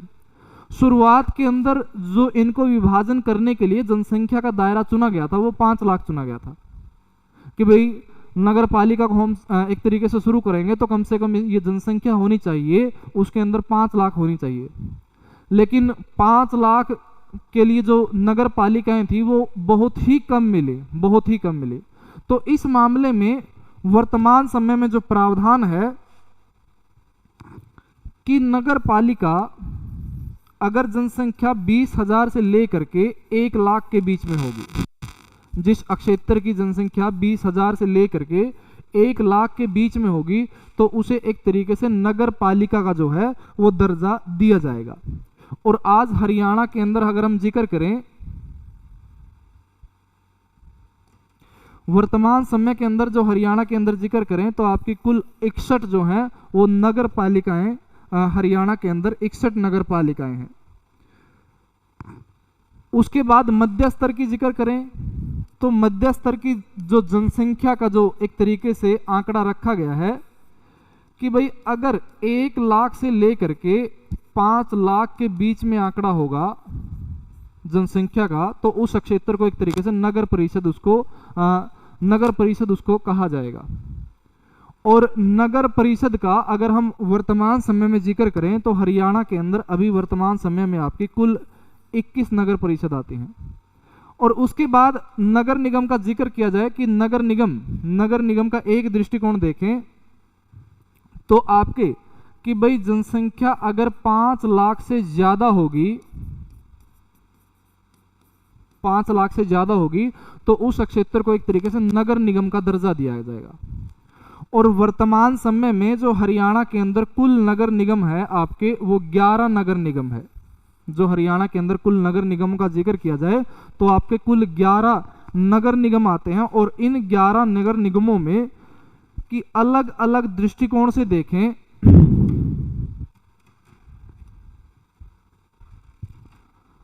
हरियाणा के अंदर अगर हम नगर निगम का जिक्र करें तो कुल नगर निगमों की जो संख्या है वो आपकी कितनी है, 11 है। और हरियाणा का जो सबसे प्राचीन, जो सबसे पुराना नगर निगम आता है वो फरीदाबाद आता है। और ये फरीदाबाद नगर निगम जिसकी जो स्थापना की गई थी, यानी कि जो इसको नगर निगम बनाया गया था, वो 1994 के अंदर इसको नगर निगम बनाया गया था। और उसके साथ साथ फरीदाबाद के साथ 2-3 चीजें जुड़ी हुई है कि भाई फरीदाबाद को एक तरीके से राजेंद्र प्रसाद के सपनों की नगरी भी कहा जाता है।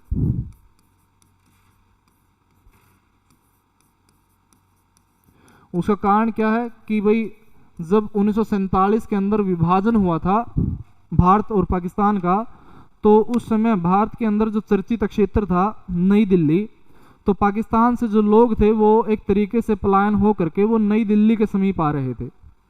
और नई दिल्ली के ही समीप हमारे हरियाणा का जिला पड़ता है फरीदाबाद। तो जब नई दिल्ली के नज़दीक वाले क्षेत्रों में उन लोगों की जनसंख्या बढ़ती जाती है तो जवाहरलाल नेहरू को उस बारे में चिंता होती है और वो राजेंद्र प्रसाद से संपर्क करते हैं और राजेंद्र प्रसाद से आग्रह करते हैं कि भाई जो ये लोग इस क्षेत्र के अंदर आए हुए हैं, आप इन लोगों का नेतृत्व कीजिए और यहाँ पर एक नगर, एक शहर को बसाने का काम कीजिए। तो उसके बाद राजेंद्र प्रसाद के द्वारा फरीदाबाद विकास बोर्ड का गठन किया जाता है और फरीदाबाद विकास बोर्ड के द्वारा फरीदाबाद को एक तरीके से बसाने का कार्य किया जाता है और इसको एक विकसित शहर के रूप में बनाया जाता है। तो इसके कारण राजेंद्र प्रसाद के जो सपनों की नगरी होती है, नगरी है, वो कौन से जिले को कहा जाता है भाई, ये फरीदाबाद जिले को कहा जाता है। कि जिसके अंदर जिक्र करें हम कि भाई सबसे पुराना और सबसे पहला भी और सबसे बड़ा भी जो नगर निगम है वो आपका फरीदाबाद है, जो 1993 के अंदर ये नगर निगम बनाया गया था। उसके बाद जो हम जिक्र करें तो जो आपका दूसरा नगर निगम बनाया गया था वो गुड़गांव को बनाया गया था। दूसरा नगर निगम जो बनाया गया था वो गुड़गांव को बनाया गया था और गुड़गांव को आपका 2008 के अंदर दूसरे नगर निगम का दर्जा दिया गया था। दूसरा नगर निगम का दर्जा दिया गया था। और उसके साथ जो बाकी के आपके नगर निगम है, जिनमें से मैं जिक्र करूं कि एक रोहतक, एक हिसार, एक अंबाला,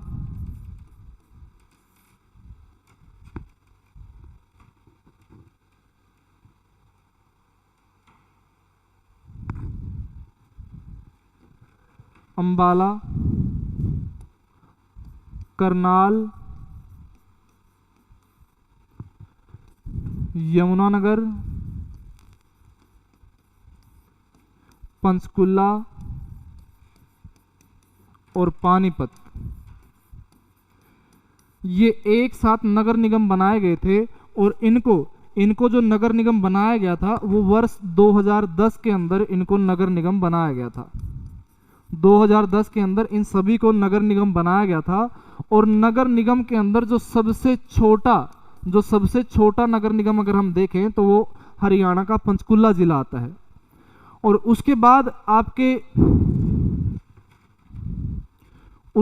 आपके जो 2 और नगर निगम आते हैं, जिनमें से एक तो है सोनीपत, जिसे दर्जा दिया गया था 1 जून 2015 को। 1 जून 2015 को एक तरीके से सोनीपत को नगर निगम का दर्जा दिया गया था। और उसके साथ साथ जो दूसरा और अंतिम, या फिर कहें कि हरियाणा के अंदर जो सबसे नया जो नगर निगम बनाया गया है वो मानेसर को बनाया गया है। और मानेसर को जो नगर निगम का दर्जा दिया गया था वो 2021 में दर्जा दिया गया था। 2021 के अंदर मानेसर पूर्ण रूप से नगर निगम बनकर तैयार हुआ था। और मानेसर का जिक्र करें कि भाई ये आपका गुड़गांव जिले के अंदर आता है, तो आपका गुड़गांव भी नगर निगम है, मानेसर भी नगर निगम है। तो एक ऐसा जिला जिसके अंदर 2 नगर निगम आते हैं, तो वो आपका कौन सा जिला आ गया भाई? ये गुड़गांव जिला आ गया। तो ये एक तरीके से हरियाणा पंचायती राज को लेकर के हमारा जो शहरी स्वशासन या फिर जो स्थानीय या ग्रामीण स्वशासन है, जिनका हमने जिक्र किया। ग्रामीण स्वशासन में हमने जिक्र किया कि भाई 3 स्तर होंगे, ग्राम पंचायत, पंचायत समिति और जिला परिषद। और इसके अंदर हमने जिक्र किया कि भाई 3 स्तर, जिसमें नगर पालिका, नगर परिषद और नगर जो निगम होंगे वो बेसिकली ग्रामीण स्वशासन, शहरी स्वशासन के अंदर वो शामिल होंगे। उसके बाद कि भाई हरियाणा के अंदर जो प्रशासनिक व्यवस्थाएं हैं, हरियाणा के अंदर जो प्रशासनिक व्यवस्थाओं का जिक्र किया जाए कि जैसे जो शुरुआत की इकाई हुई वो ग्राम हुई, यानी कि गांव हुई। और फिर कई गांवों को मिल करके किस चीज का निर्माण होगा? ब्लॉक का निर्माण होगा, मंडल का निर्माण होगा। और कई मंडल का निर्माण हो करके जिला मिल करके जिला का निर्माण होता है। तो ग्राम स्तर पर आपकी एक ग्राम पंचायत चलती है, ब्लॉक स्तर पर आपकी पंचायत समिति चलती है, जिला स्तर पर आपकी जिला परिषद चलती है। लेकिन कई जिलों को एक तरीके से पूर्ण रूप से मैनेज करने के लिए कि भाई सरकार द्वारा इन जिलों के समूह को भी प्रशासनिक रूप से मैनेज करने के लिए, प्रशासनिक व्यवस्थाएं बनाने के लिए क्या किए गए हैं? हरियाणा के अंदर प्रशासनिक मंडल बनाए गए हैं कि भाई हरियाणा का एक प्रशासनिक अधिकारी ऐसा होगा जो 2 जिले या 3 जिले या 4 जिलों पर एक साथ वो उन जिलों को मैनेज करने का काम करेगा। तो इस मामले में हरियाणा के 22 जिलों को मैनेज करने के लिए, प्रशासनिक व्यवस्था को सुचारू रूप से चलाने के लिए क्या किया गया है? हरियाणा के 22 जिलों को प्रशासनिक मंडल के अंदर विभाजित किया गया है। और हरियाणा के अंदर जो एक कुल प्रशासनिक मंडल आते हैं, ये आपके 6 प्रशासनिक मंडल है। और 6 प्रशासनिक मंडल में आपके अलग अलग जो है आपके 22 जिले शामिल किए गए हैं। कि जैसे थोड़ा सा हम जिक्र करें कि भाई शुरुआत के अंदर जो पहला मंडल है वो अंबाला मंडल आता है। और इस अंबाला मंडल के अंदर 4 जिले शामिल है, जिसमें से एक आपका अंबाला, पंचकुला, यमुनानगर और कुरुक्षेत्र शामिल है। उसके साथ जो दूसरा मंडल करनाल मंडल है, इसके अंदर 3 जिले आते हैं, करनाल, पानीपत और कैथल। उसके बाद हिसार मंडल जो है, हिसार मंडल के अंदर आपके 4 जिले आते हैं, हिसार, फतेहाबाद, सिरसा और जींद। गुरुग्राम मंडल का जिक्र करें तो गुरुग्राम मंडल के अंदर आपके 3 जिले आते हैं, जिनमें से एक गुरुग्राम है, एक रेवाड़ी है और तीसरा है आपका महेंद्रगढ़। और जो फरीदाबाद मंडल है, फरीदाबाद मंडल के अंदर फरीदाबाद, नूह और जो पलवल जो है वो आपके जिले फरीदाबाद मंडल के अंदर आते हैं। और रोहतक मंडल, जिसके अंदर सर्वाधिक आपके 5 जिले हैं, जिनमें से एक आपका रोहतक जिला, सोनीपत जिला, झज्जर, दादरी और भिवानी। तो जो रोहतक प्रशासनिक मंडल के अंदर आपके सर्वाधिक 5 जिले इसके अंदर शामिल किए गए हैं। तो हरियाणा के अंदर प्रशासनिक व्यवस्था को सुचारू रूप से चलाने के लिए क्या किया गया है? हरियाणा के 22 के 22 जिलों को एक तरीके से प्रशासनिक मंडल की व्यवस्था के आधार पर क्या किया गया है? विभाजित किया गया है।